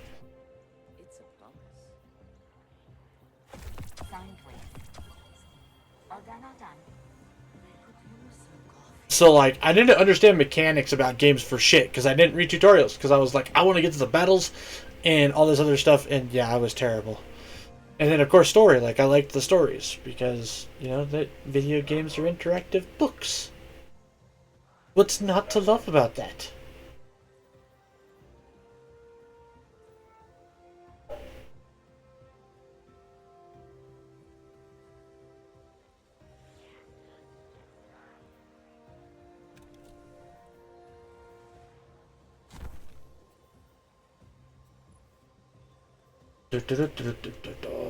Alright, I need upgrade nodules.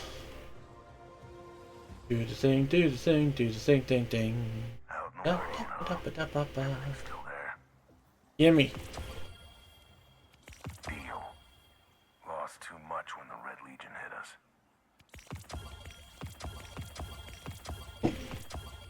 Here you go. Pokemon was a nightmare in Red and Blue. I never figured out myself the rocket hideout was a thing. Dude! We'll be watching. I didn't understand typings at first. And I picked Charmander. Mess with us. I restarted Pokemon Red like 8 fucking times thinking I was doing something wrong because I couldn't beat Brock.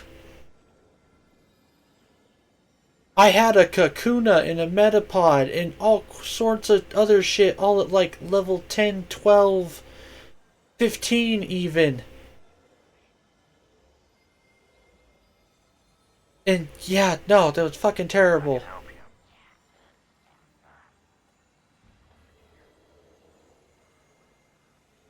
And then on the playthrough when I finally did beat Brock and I just kept playing the game and figured it out kinda ish. I then started to run into the issue of having one Pokemon over leveled and the rest of my team not leveled. And I made it to the Elite Four. Lost too much when the And Charizard couldn't carry me through the Elite Four by myself.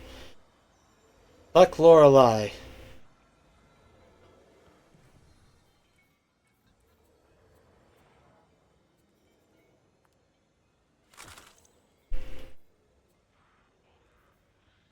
Let's talk.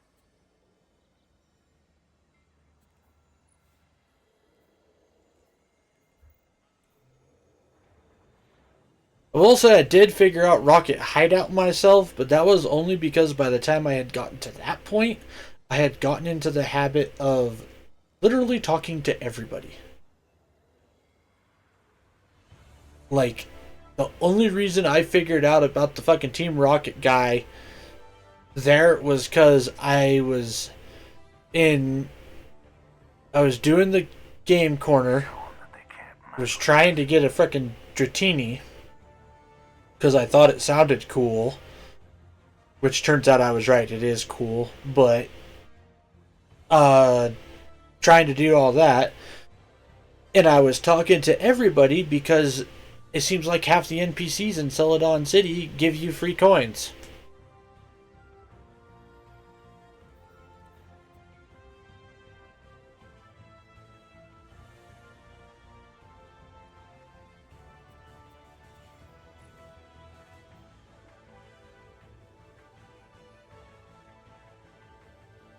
I talked to everybody.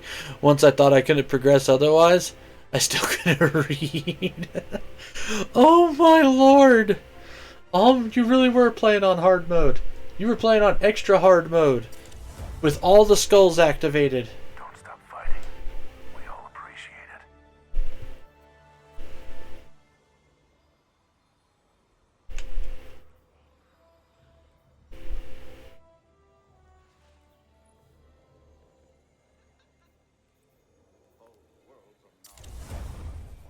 That's a Halo reference for all you gamers at home.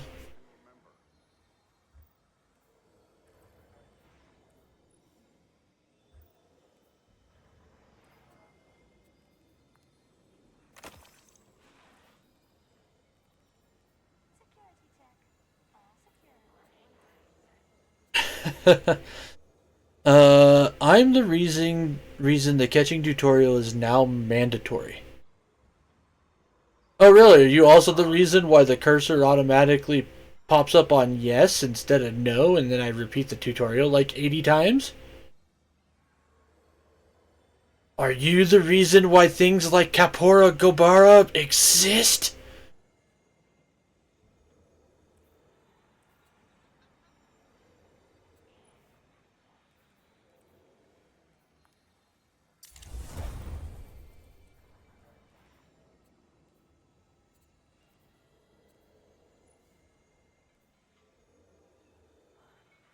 Show 'em that they Took can't. me a long time to figure out how to catch Pokemon because I missed the old guy and I tried to catch Pokemons like in the anime. Oh. Ah, I see. Yes. Yes, that would very much throw a wrench in the game. All runs together, doesn't it? Maybe just me. Earth's a good place. Worth fighting for.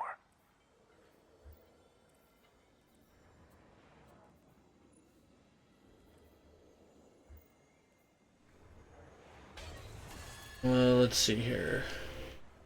The fuck else was I trying to do? I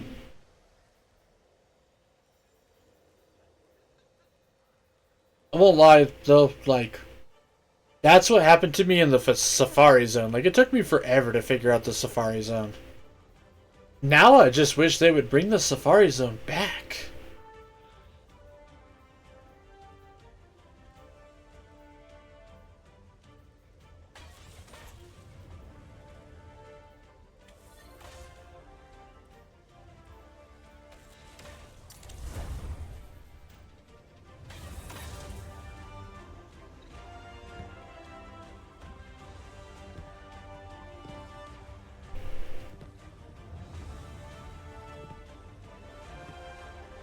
Legend Arceus is basically Safari Zone the game. You're not wrong.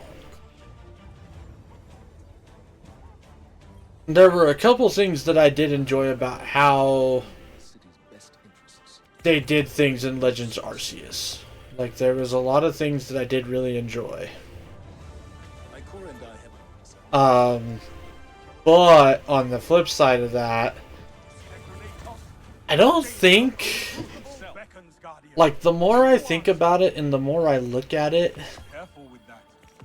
there is a pretty large chunk of stuff that I'm worried about when it, or not worried about, but I'm not super excited about ZA, AZ, whatever. The new Legends game.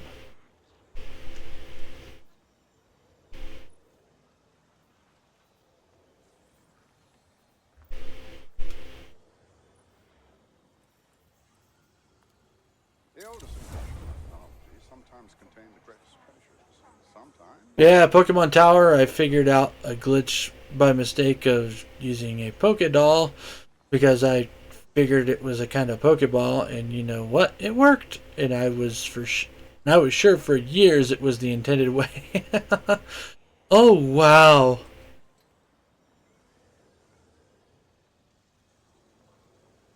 That's crazy, dude.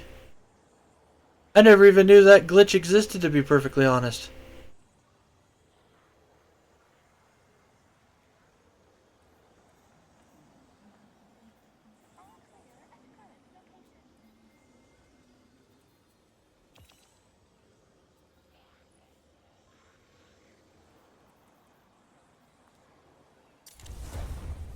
Also, I didn't know Flash was a thing for the longest time in that game.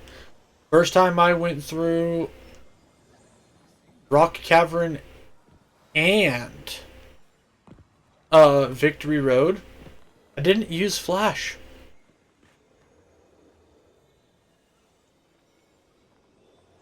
Didn't even realize it was a thing. All right, I see what you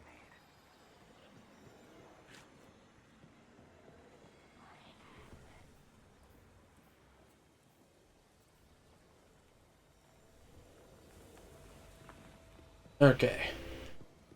Moving on, what were we going to work on?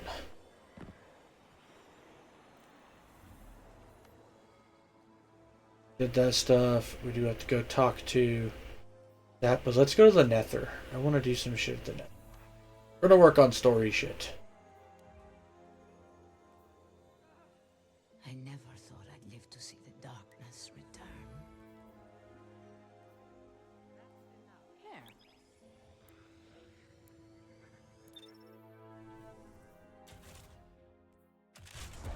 Give me my arc shenanigans.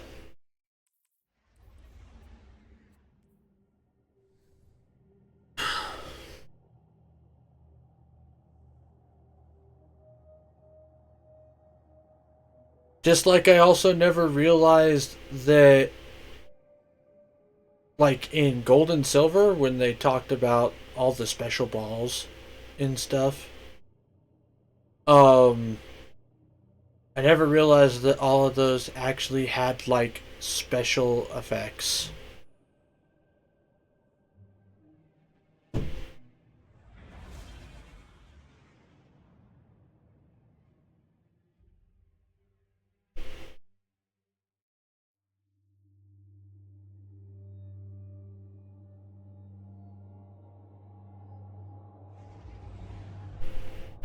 And also, like, is it just me? Like, answer me honestly on this.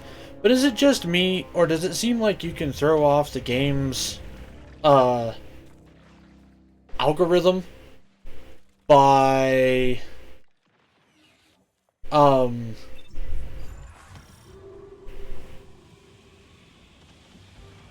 like if you use a ton of Ultra Balls in a row, a legendary, it doesn't matter what it is, like something is escaping all of your Pokeballs or your Ultra Balls or whatever, and then you suddenly switch it up to like a regular Pokeball, and for some reason it gets more shakes or even catches the thing.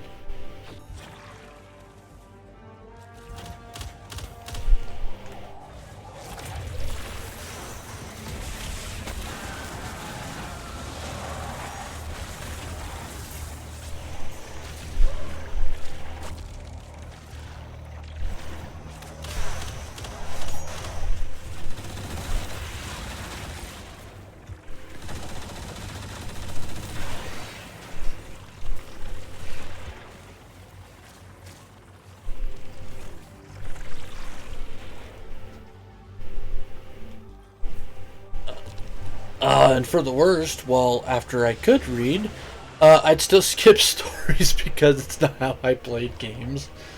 Oh, wow. You mad lad, you.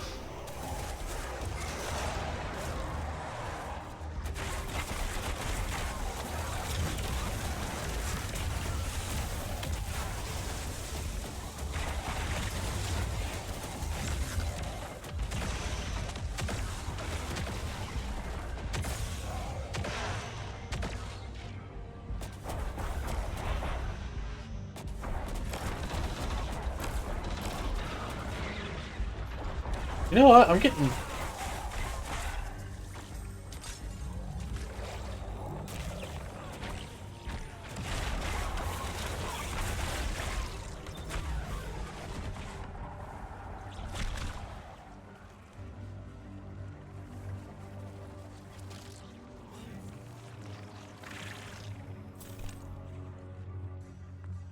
Okay.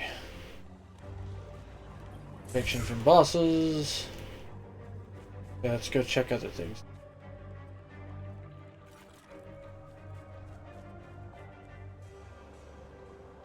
Heck, to this day, if I feel the scene is going nowhere, I will still skip, but I will try to follow enough to know what's going on. I can't do that. Like, if I accidentally skip a cutscene, I'm like, oh no, I hope I didn't miss anything important. And I have to fight myself to not restart so that I can go watch said cutscene.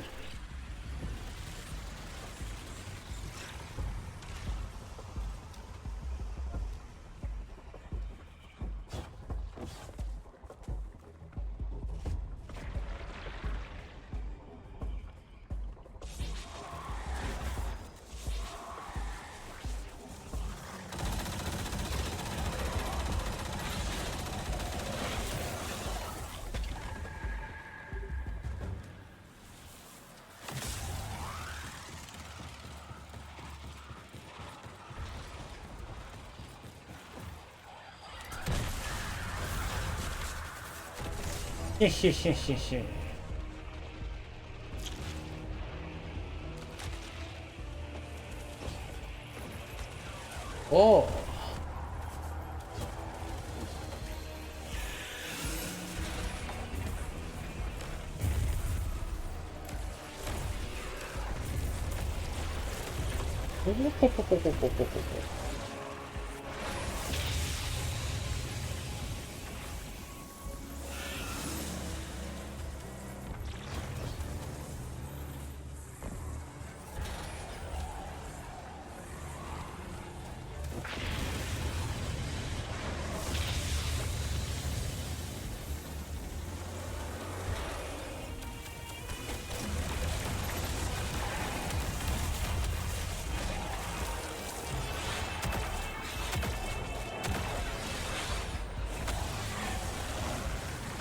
Leave me alone!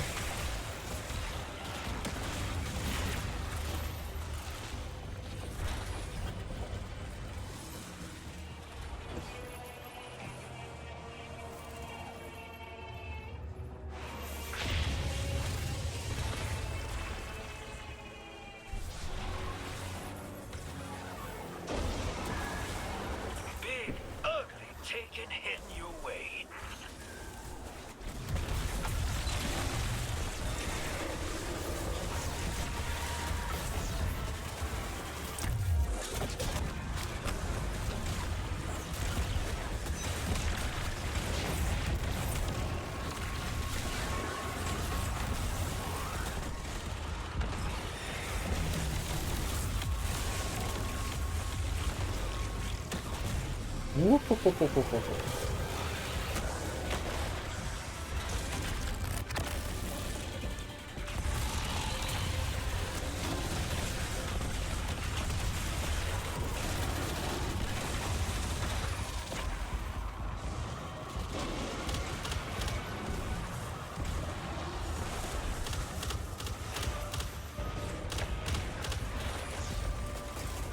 For people playing FF14 Endwalker, do yourself a favor, do not skip the cutscene with a long-ass dog ride.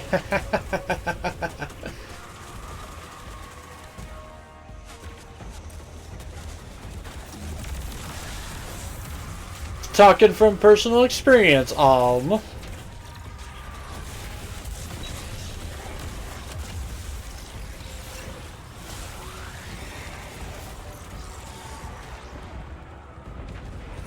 Oh god, if I accidentally skip a cutscene in 14, frickin', I immediately go to the unending journey and go find said cutscene and watch it.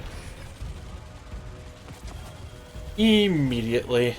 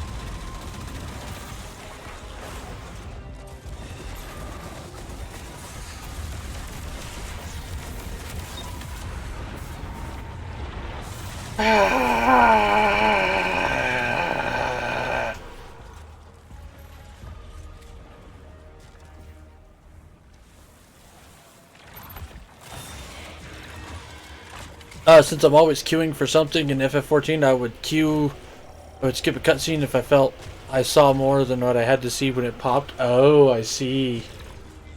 I mean, this is to be understanding to a degree. Like, I can kind of get your thought process there.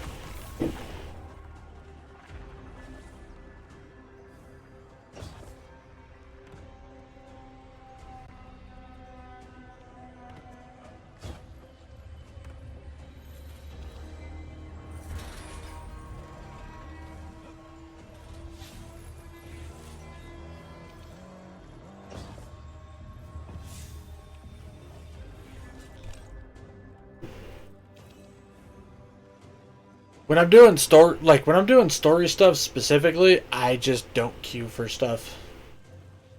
Like, nope. Because what if I get to that big cutscene? But speaking of 14, there, I am told that in my how life, far have you gotten into the new story? my sister tells me, came to your only moon and hollowed it with his throne. When you destroyed him, I brought my dreadnought to bear my high war upon this system. Is that what drove me here? Sentimental revenge. A waste of my logic. The dead deserve extinction.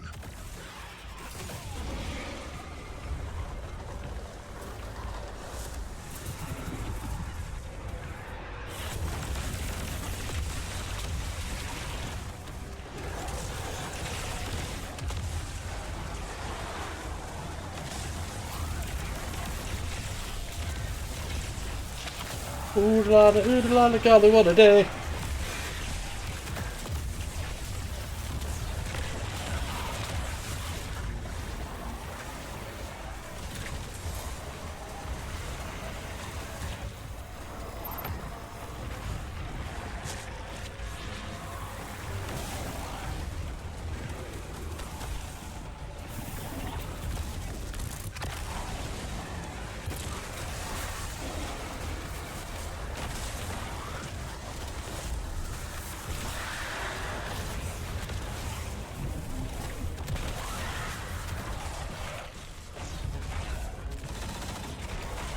Come on, come on.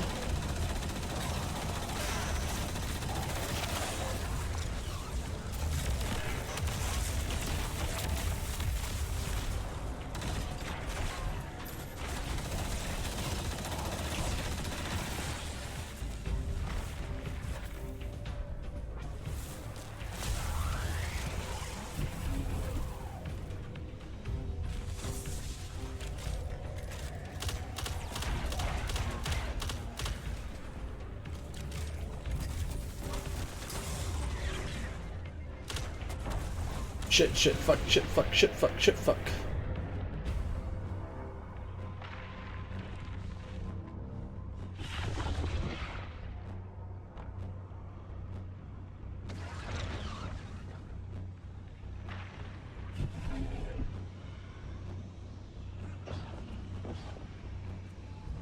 Where's the bad guy at?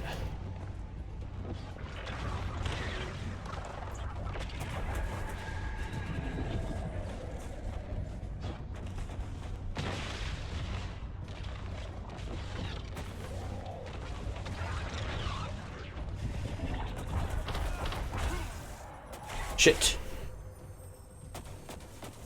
I've not played since the first tier of Arcadian, since I'm missing the first Alliance raid in tier 2 Arcadian, along with any story. So I am missing all. Okay. Well, I mean, what I was gonna rant about is, even understandable with just the base Dawn Trail story.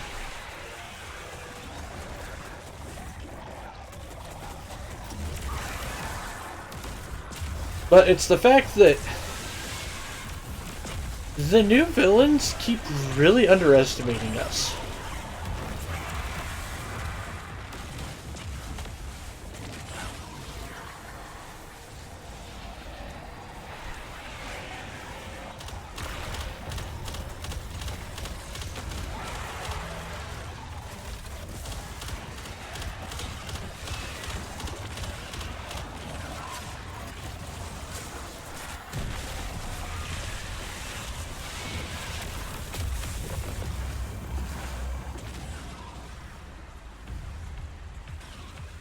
Okay.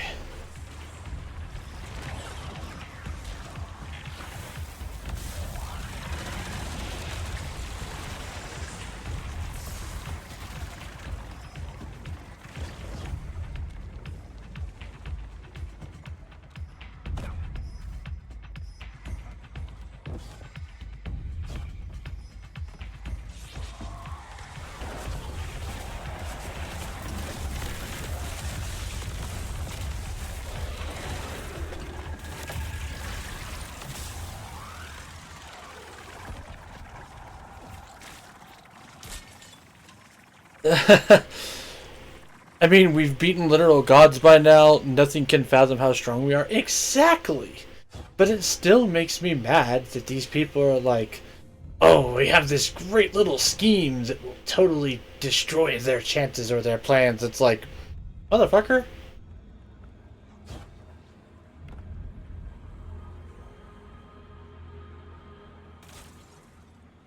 The stakes were so much lower in Dawn Trail. I feel like we could have been able to deal with that level, plotline at level 40.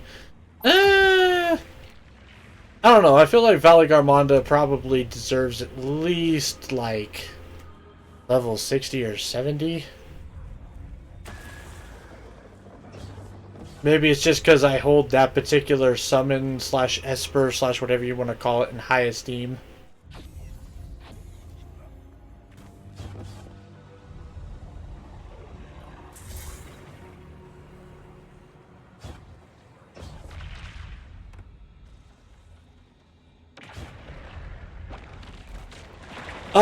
I won't lie though, the lower stakes was not completely a bad thing though.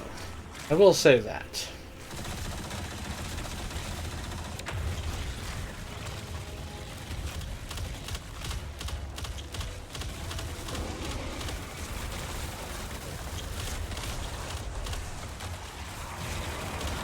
Like, after so many expansions of like the stakes being super high stress and whatnot, it is kind of nice for our guy to You know, we gotta get a kick back and relax a little bit.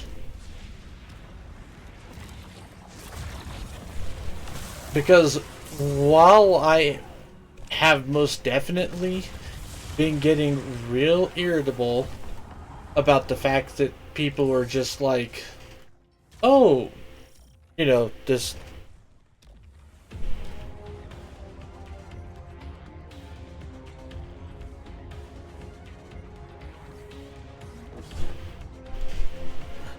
But like level 70, we were take on the strongest person in the Empire. Technically, from that point on, nothing challenges us on Hydaelyn anymore.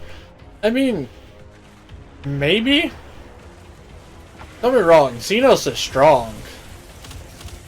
But he ain't that strong.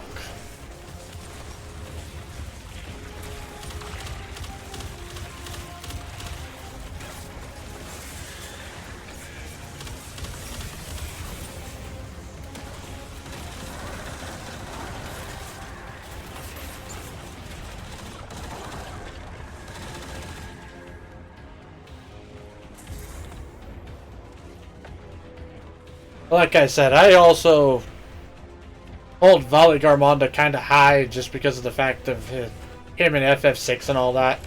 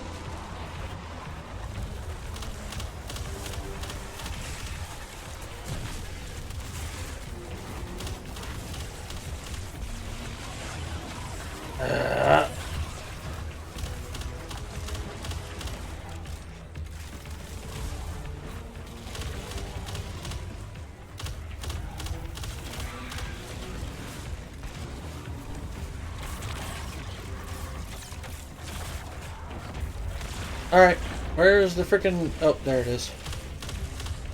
That's the one I missed.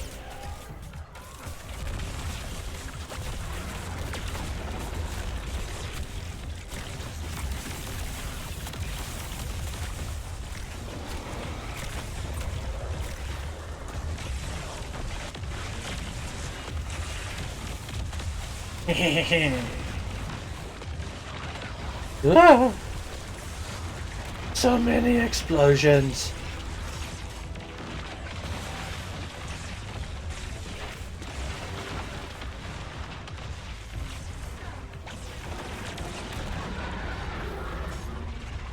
Okay, there we go.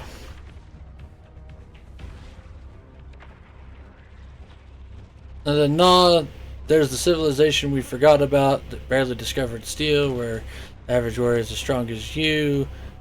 I get it, gameplay, we need a challenge, but I felt a bit of a Space Jam moment. Actor who plays Bugs Bunny for the longest time didn't like Space Jam because he felt Bugs should have been able to solve that plot line in like 7 minutes by himself. Yeah, no, I can agree to a degree, for sure. She wants me to turn away from our logic out of liar's love. In my resurrection, I only see her failure. Hers and mine. And you, I see the strength I had that can endure forever.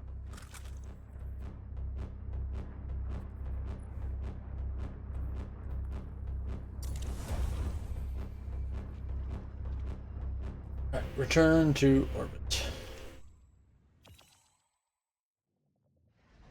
Yeah, there's most definitely plenty of times throughout Dawn Trail that I'm just like, especially when dealing with fucking what's his name? I don't even remember his name now. I mean, Bakul Jaja being one of them. But then the other Mamuja candidate, the older brother, Guluja's father, Zujal or whatever his name is, and his little attendant dude.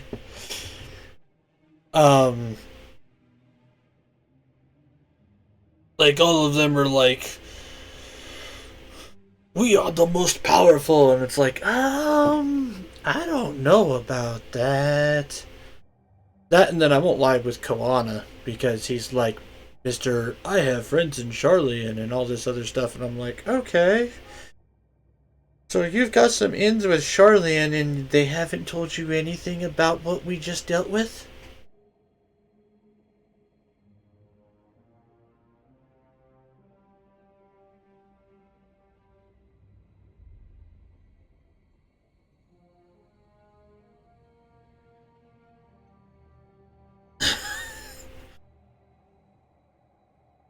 I'm also quite curious, because like they don't really talk about it. But I do wonder how the end of days hit Tural.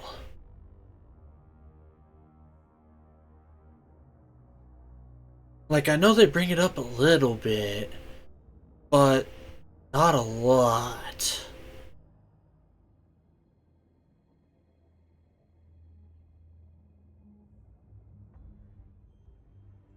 Although I did really like the Dawn Servant as an actual character.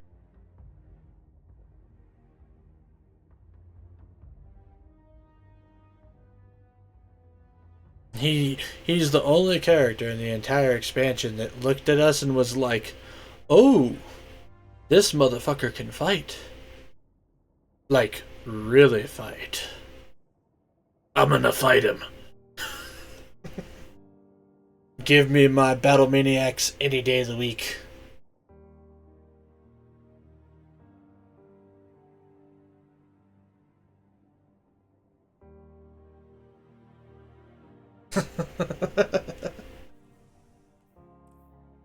It's the reason why Xenos is my favorite villain. Well, yeah, no favorite villain, with MXL coming in a very close second. But it's literally just because that final cutscene in Endwalker, where you get the dialogue choice.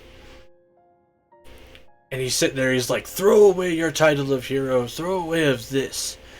Come on, adventurer. And it gives you the three options. And there's like the one option where it's like, it's the Battle Maniac option. And I was like, that option right there.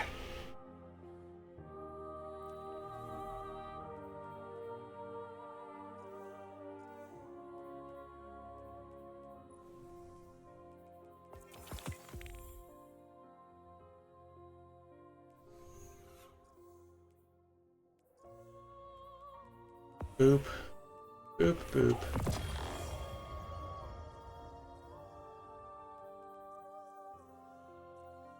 God, I've still got to get to 200?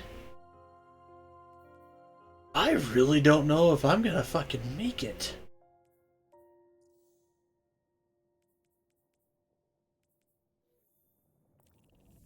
Like, I've been keeping up with seasonal challenges like crazy. And all sorts of other shit.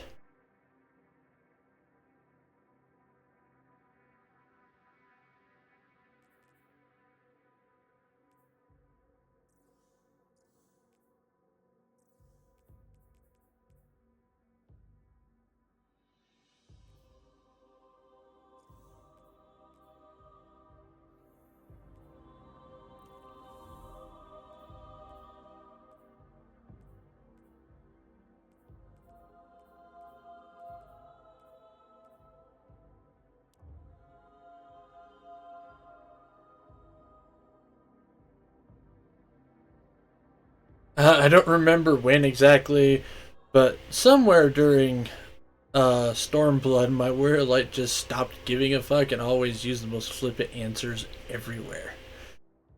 You know what? I can respect that.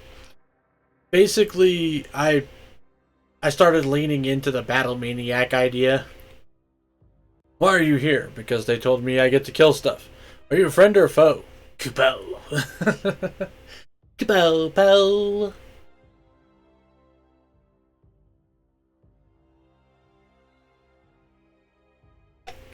Like, in Shadowbringers, there's a point towards the end of that expansion where it's right before you go to fight Val3. Or Innocence, I guess, technically.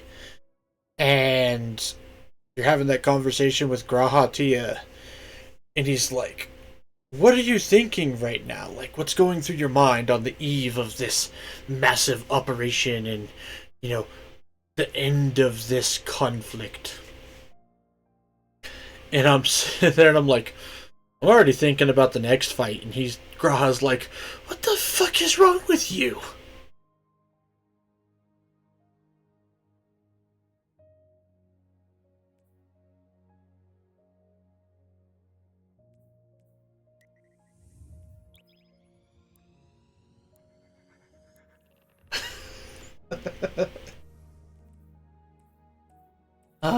Good times, good times.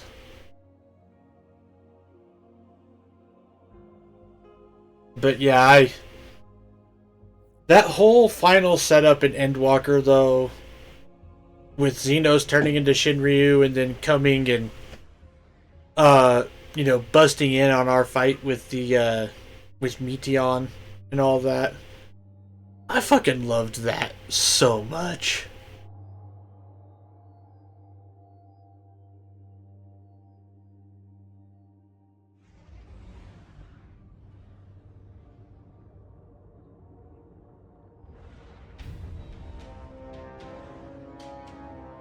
Like, that was peak storytelling in my opinion.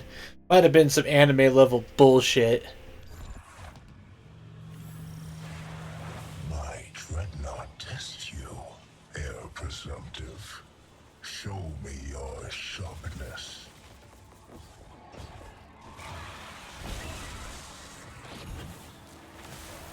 To this day, I still tear up each time I get Insinger and Roulette.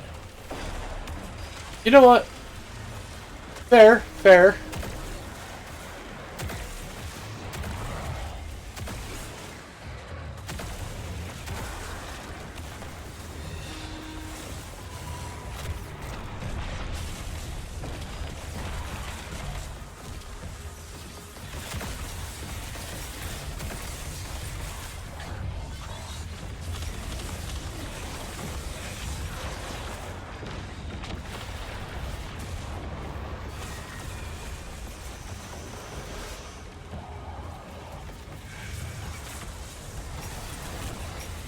But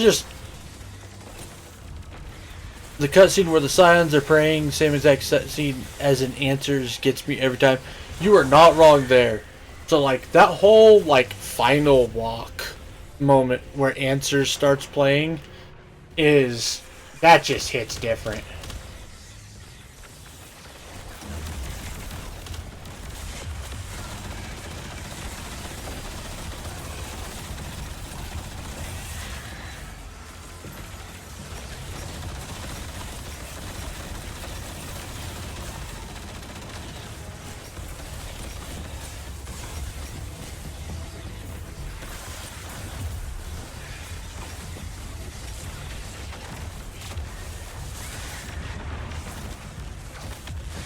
Fucking die!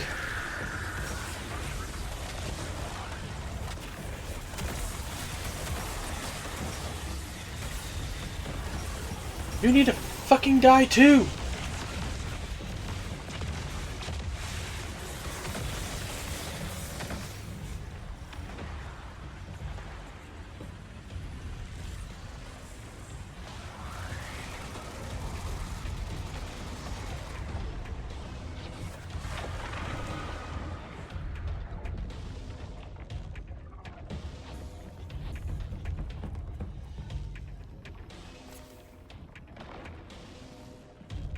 Took over a decade, but we finally know what it is an answer to. Exactly.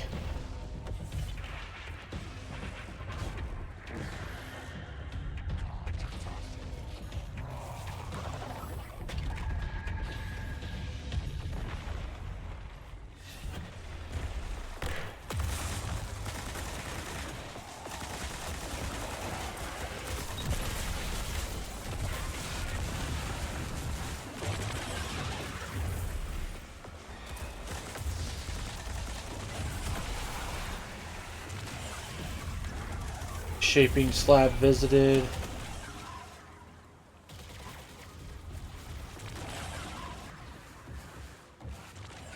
Alright, now I gotta go fight the Tormentor.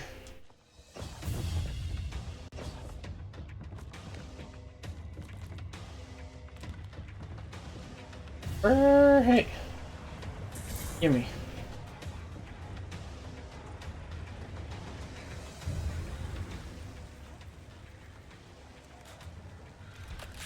Protect your girl.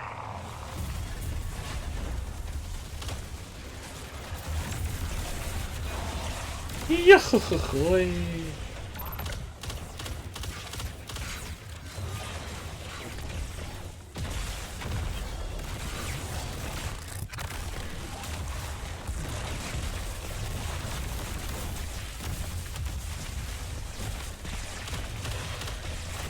No. Fuck you.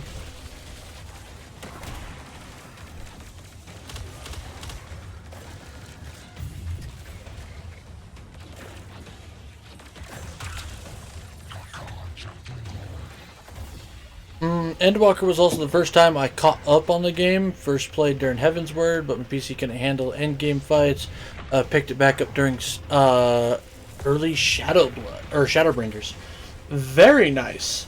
So that's momentous for multiple reasons for you then.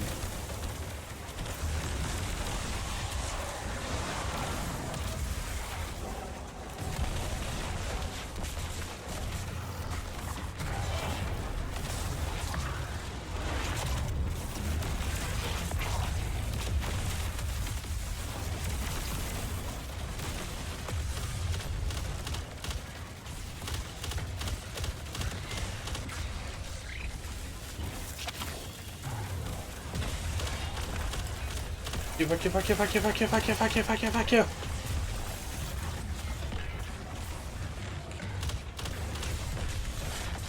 Revive.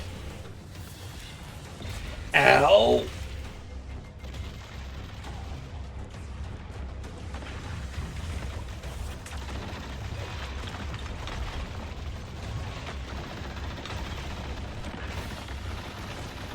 Oh no!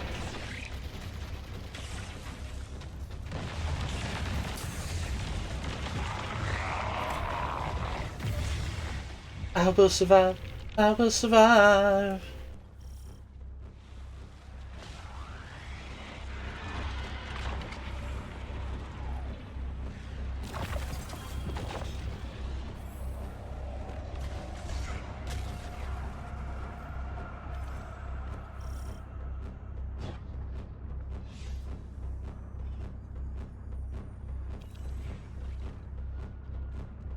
Ooh, do we get to actually take the...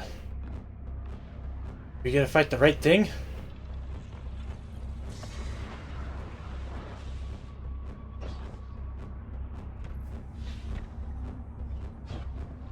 Oh, it's right up there. Shit.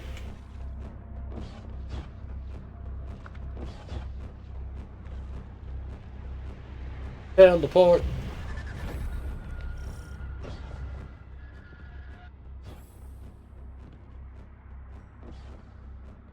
I spoke to the deep. If I truly died, then I am dead. Hayat. You followed a charlatan's heresy and lost your edge. What truth can you offer?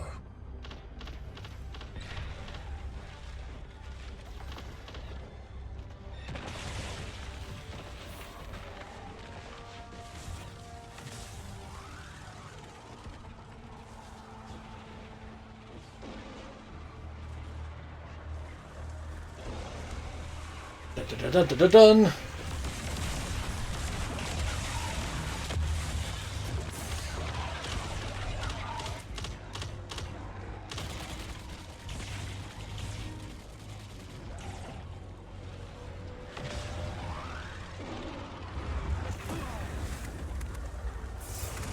Oh. That's new.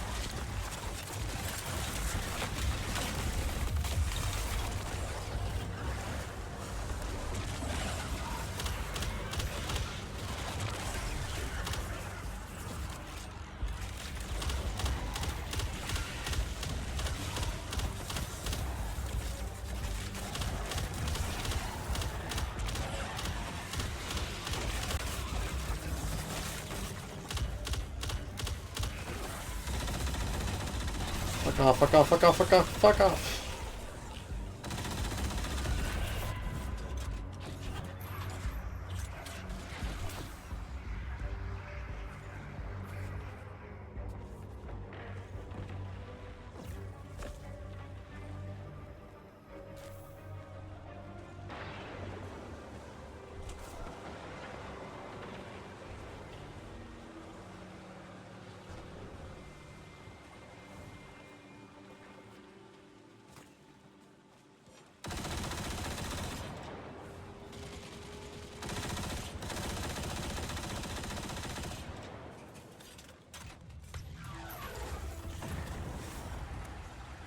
There we go.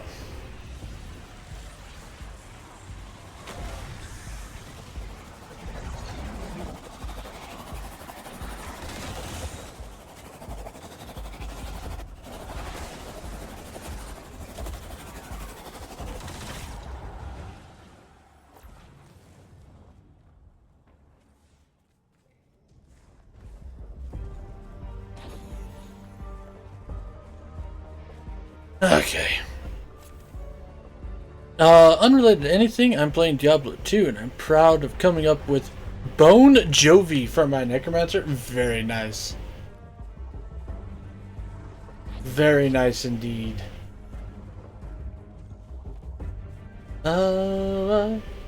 Living on a prayer.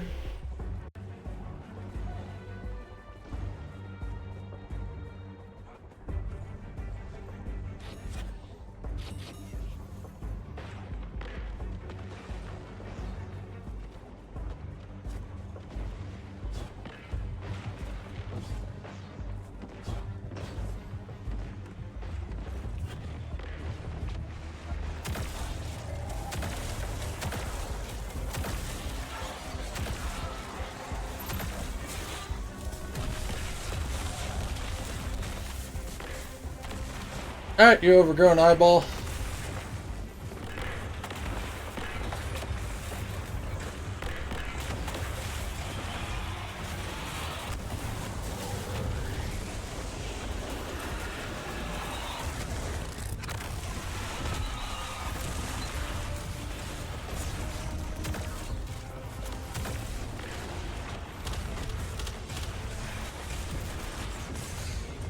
So many explosions happening.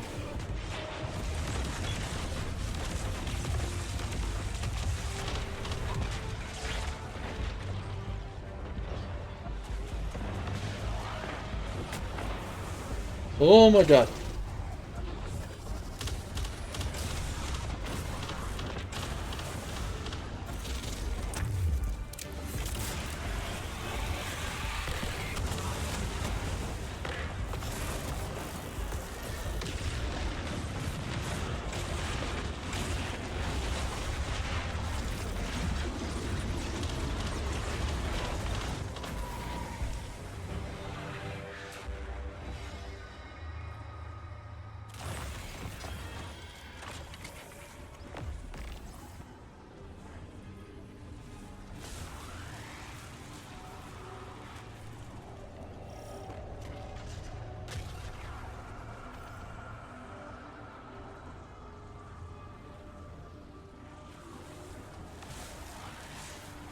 Ooh, ooh, ooh. Is that going to take us to the right one? Will I be able to do the thing? Maybe. I don't think it's taking us to the right room.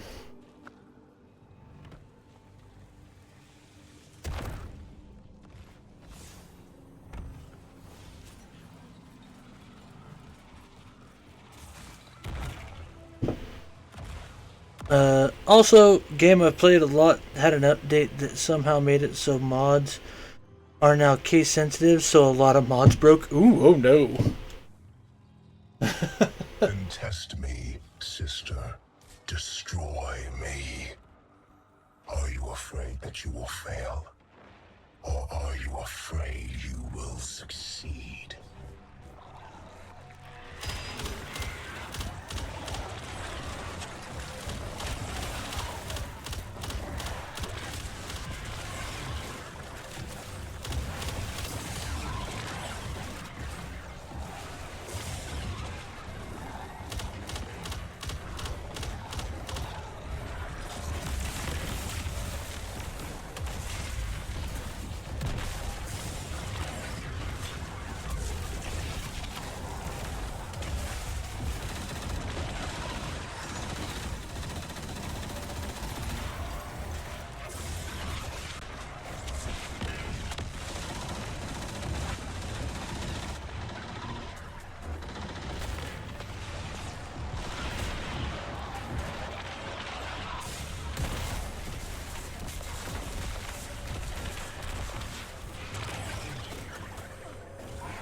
That does sound very terrible there, Alm.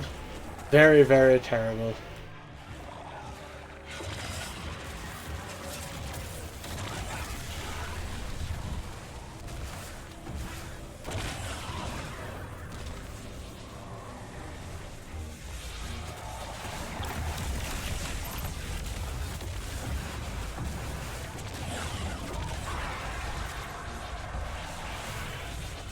Yohohoy.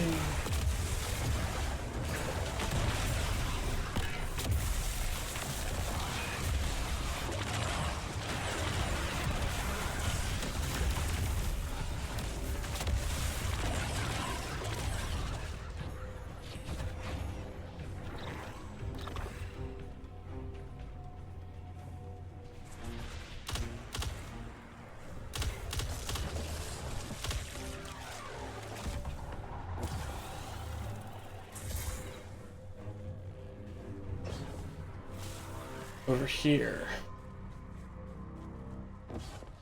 That's the one they already did. So probably this hallway then? Because this hallway always seems to have something going on.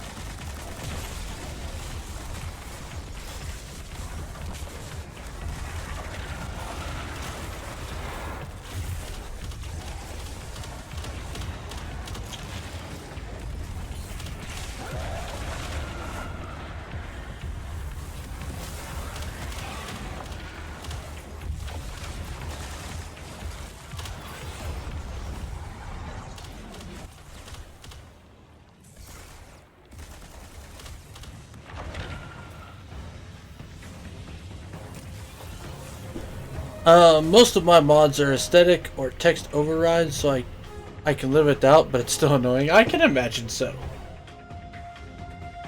But glad it's not like totally game breaking for you.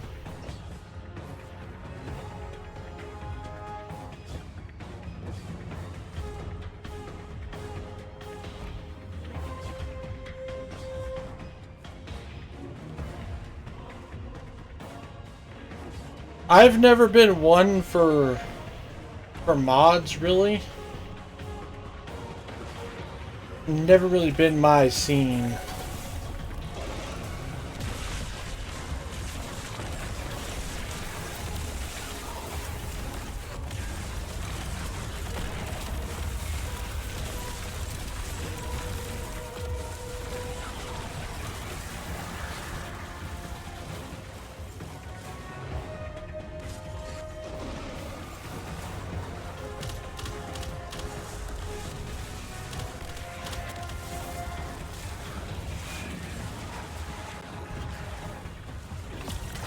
Whoop.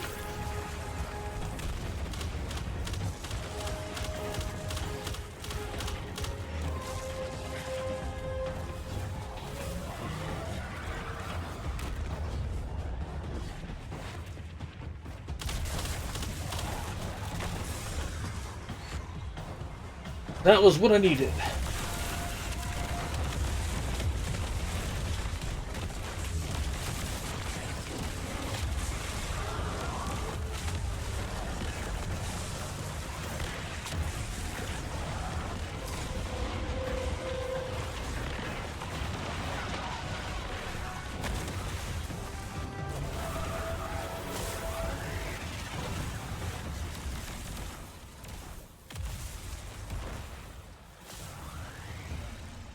Not terrible, not terrible.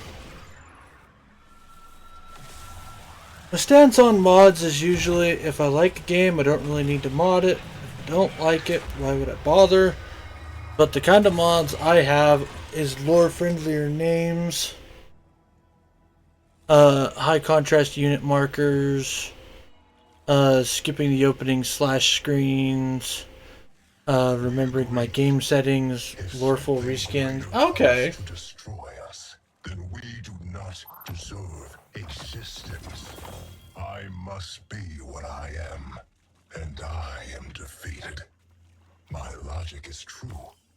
This is proof eternal, and yet you deny it. So the one time, the one time I did use mods, was when they put the mod store on Skyrim. And then, so I did use an update on the College of Winterhold, in order to just add cooler stuff along with a few other things.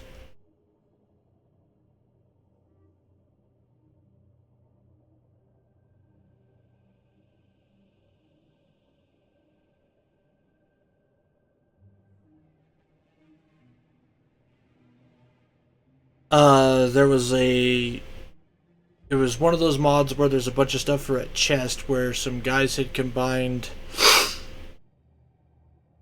the effects of fire spells, ice spells, and lightning spells all into one spell and had it for all rankings. And there was a bunch of other spells that you could do.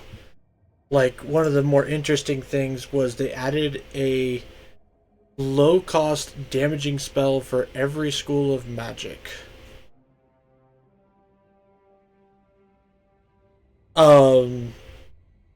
And then part of the College of Winterhold mod was there is target dummies at the College of Winterhold where you could sit there and use the minorly damaging spell to actually level up certain schools of magic. So that was pretty nice.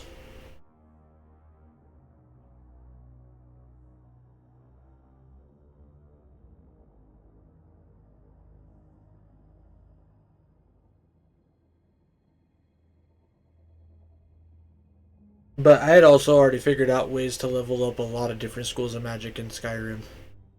Like, did you know you can use Soul Trap on a freshly dead body? You can hit it with Soul Trap probably 4 or 5 times. Maybe 6, I think, total. And by doing that, you can level up your Conjuration magic. Yes, Conjuration magic. Restoration basically just counts like the number of hit points you recover equals number of experience points.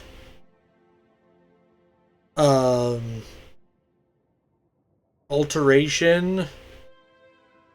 Best alteration one is actually water breathing. Like, just cast water breathing on yourself.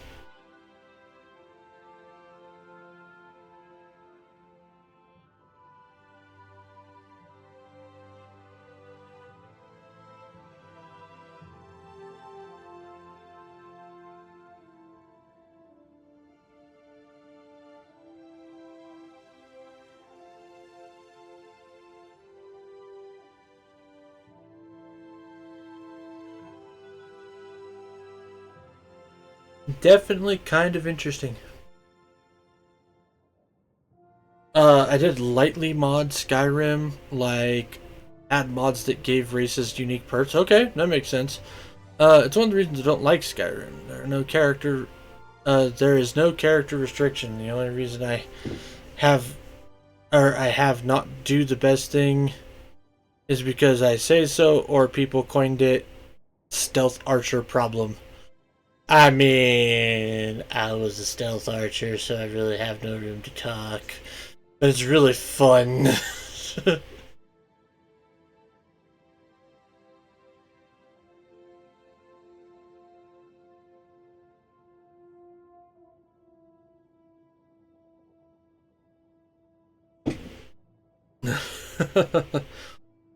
Like, even when I went, and this is vanilla Skyrim, like, I didn't even have any mods on it. I was like, I'm going to go through and be a battle mage. And I still ended up being a stealth archer because I found bound bow and then started leveling up sneak on accident.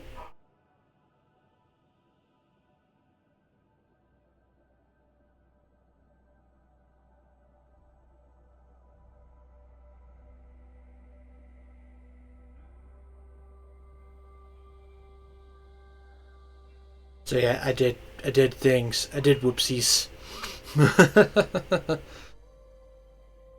You can be a stealth archer in Morrowind too, but you can't accidentally become one. Ah, I see, I see. They make you focus more on what points you want to use, I'm assuming, in what areas.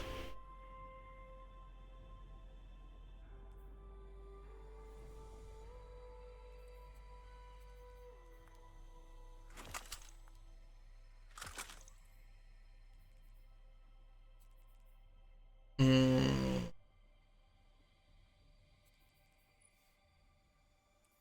Upgrade that shit.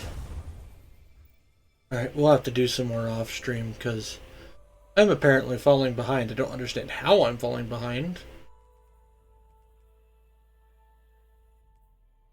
But we'll have to do some shit.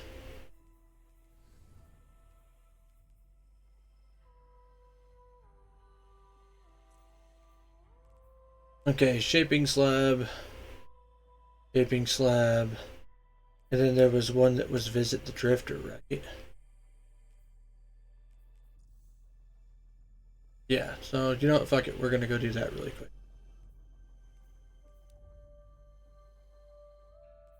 First we'll go talk to Drifter. Using a weapon you're not good with, or any skills for that matter, is both useless and painful. Or as people complain, you keep missing every attack. Well, yeah, try to use the sword you have 40 points in instead of the knife skill you only have 5 in, and you'll see you'll miss less. Makes sense, makes sense.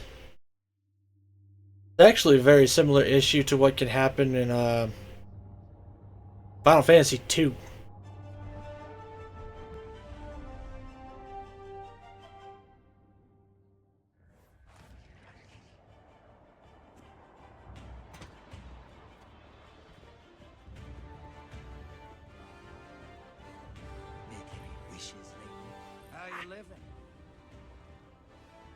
To regard you with the right smile as you approach. Hey, hero? Or is it killer?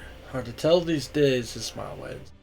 Notice the taken in there ain't singing the same song as the ones that Echo has all riled up. Yeah, me too. That's about. Drifter slipped a jade coin between his fingers. He had taken symbol on one side and a hive symbol on the other. Anyway, I pulled out that little shard of dark you freed up. Wicked piece of work there. Still sharp and cold as ice. I wouldn't want to be on the wrong end of it, so that's why I'm giving it to you. Put it to the throat of every monster you meet on Oryx's ship, would you? Looks like we made it through after all. Don't go thinking I'm surprised. You know I always bet on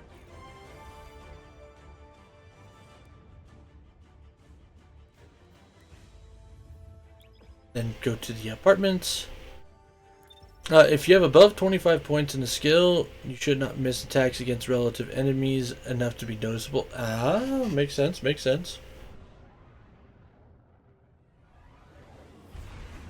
So, in Final Fantasy II, like, you level up weapon proficiencies and spell proficiencies. So, like, the more you use the fire spell, it starts upgrading the fire spell, and you can get bigger versions of fire spells and go ba-boom.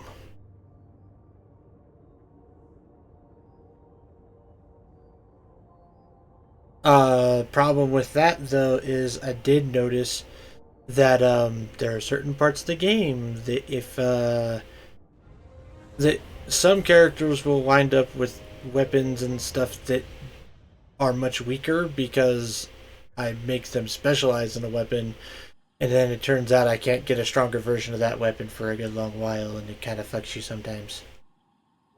Oh, small disappointment. Vampire the Masquerade Bloodline 2 has been delayed. Again. Oof. No, that sucks. I mean, I wasn't looking into that game very much, but for those that were, that does suck. Give everyone a firebow and just pray no. No, no, no, no, no. I'm also one of those people that, like, I want to use all the ultimate weapons and all the strongest weapons in the game.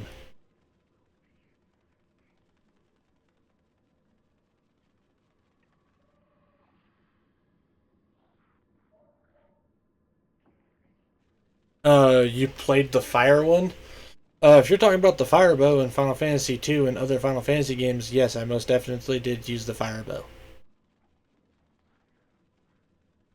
And yes, I had to accidentally heal some shit sometimes.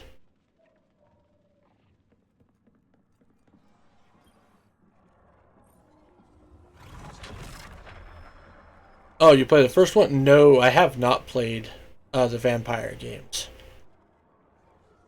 I have not. I wasn't looking into any of them. Firebow was so broken for how early you got it on. I can imagine. Oh, well, sounds like it.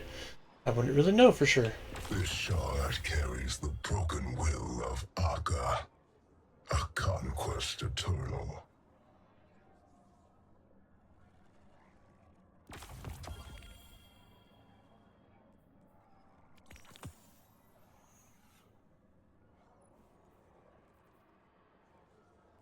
You, escapee.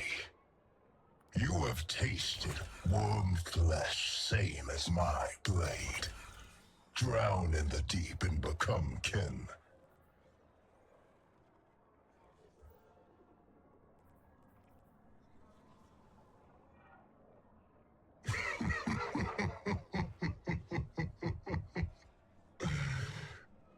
You appeal to harass.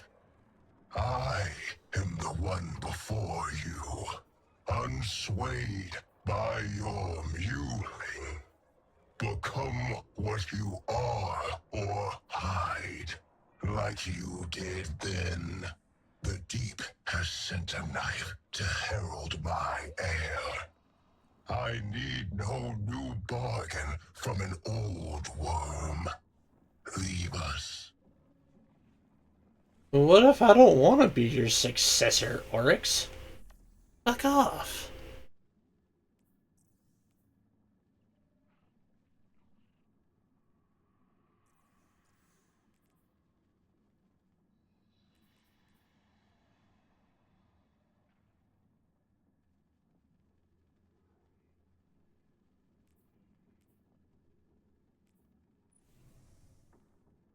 Okay.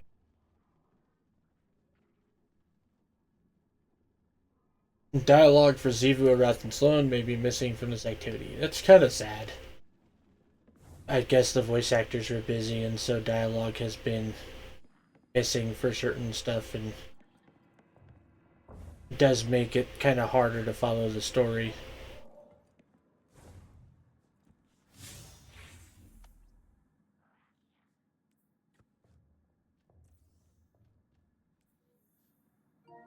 Alright.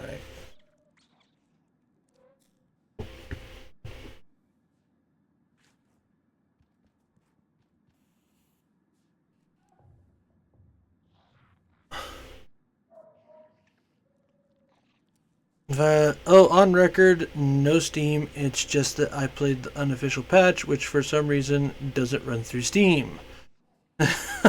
Vampire needs an unofficial patch to function, but I think it's one of the best modern RPGs there is, if not the best RPG ever. That sounds like pretty high praise from somebody who I know the taste of. You are most definitely making a compelling argument, Sir Alb.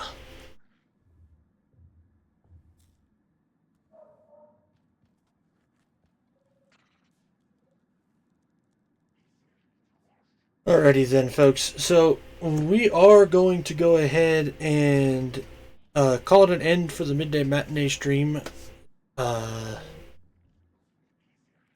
you all for tuning in for me playing some Destiny 2. I really appreciate you guys' viewership, whether you were lurking or whether you were actively chatting. I appreciate you all the same. I'll be back after a short break. We're going to be doing some more Disgaea 1 Complete tonight. It's going to be another grind sesh, so it's going to be pretty chill. We're going to be replaying the same map over and over and over because I finally have a map where I can throw people into other people and get level 99 enemies, which apparently is somehow coded as the same as a level 312 enemy. So we can get lots of XP that way and kind of do some power leveling, which is what I'm planning on doing. So we're going to be doing that stuff. So I hope to see y'all around then. Of course, don't forget to check out the other socials: YouTube, Twitter, Blue Sky, YouTube Archive, Twitter, Blue Sky announcements. Go check all that fun stuff out. As for a raid target while we are on break,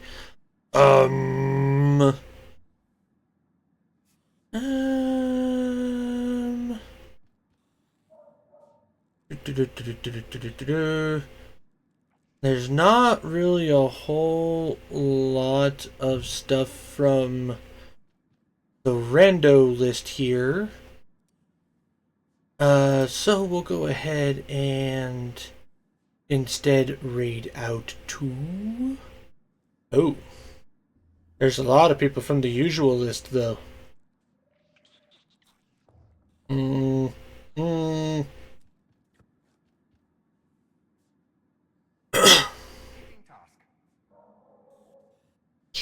know what? We're going to raid out to V. We're going to raid Asvati. She's currently playing some Helldivers 2 with her chat. So we're going to head on over there and it's going to be a good time. So, with that raid timer now started, as always, folks, make sure you guys enjoy yourselves some good food, some great drinks, even better company. And I'll see y'all on the flip side. Happy trails, folks.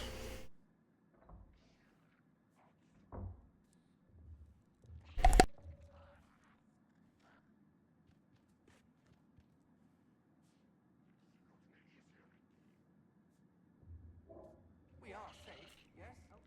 Yes.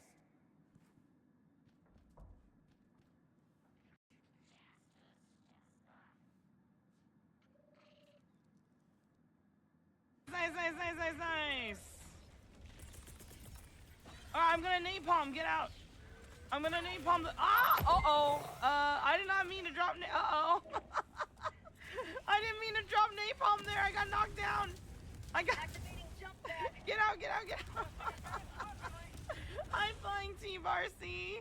Thank you so much for the raid. Hello, raiders. My name is SVD. I'm a White Lion VTuber. And today we are playing Helldivers 2 with a little bit of Stream Raiders on the side. Thank you so much for being here. I appreciate it. Thank you. Welcome in, everybody. Welcome in. Please don't mind the guns, alright? They only shoot love. They only shoot. Wait, flying T-Bar-C, you're also shooting. Why are you also shooting? No, we shoot democracy. I hope you had a wonderful stream. Thank you so much for the raid. I appreciate it. Welcome in.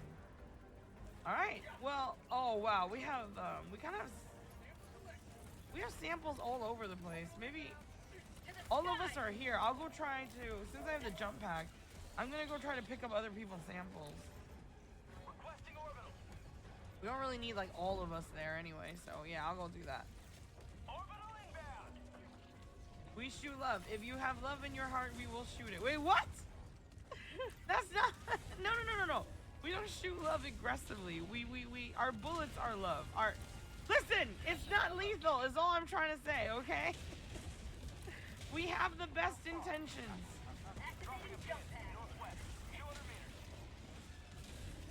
Alright, where is this? I hear it, but... What the frick? Oh, I see. Is this who killed you? Alright, I got the sample. Oh god.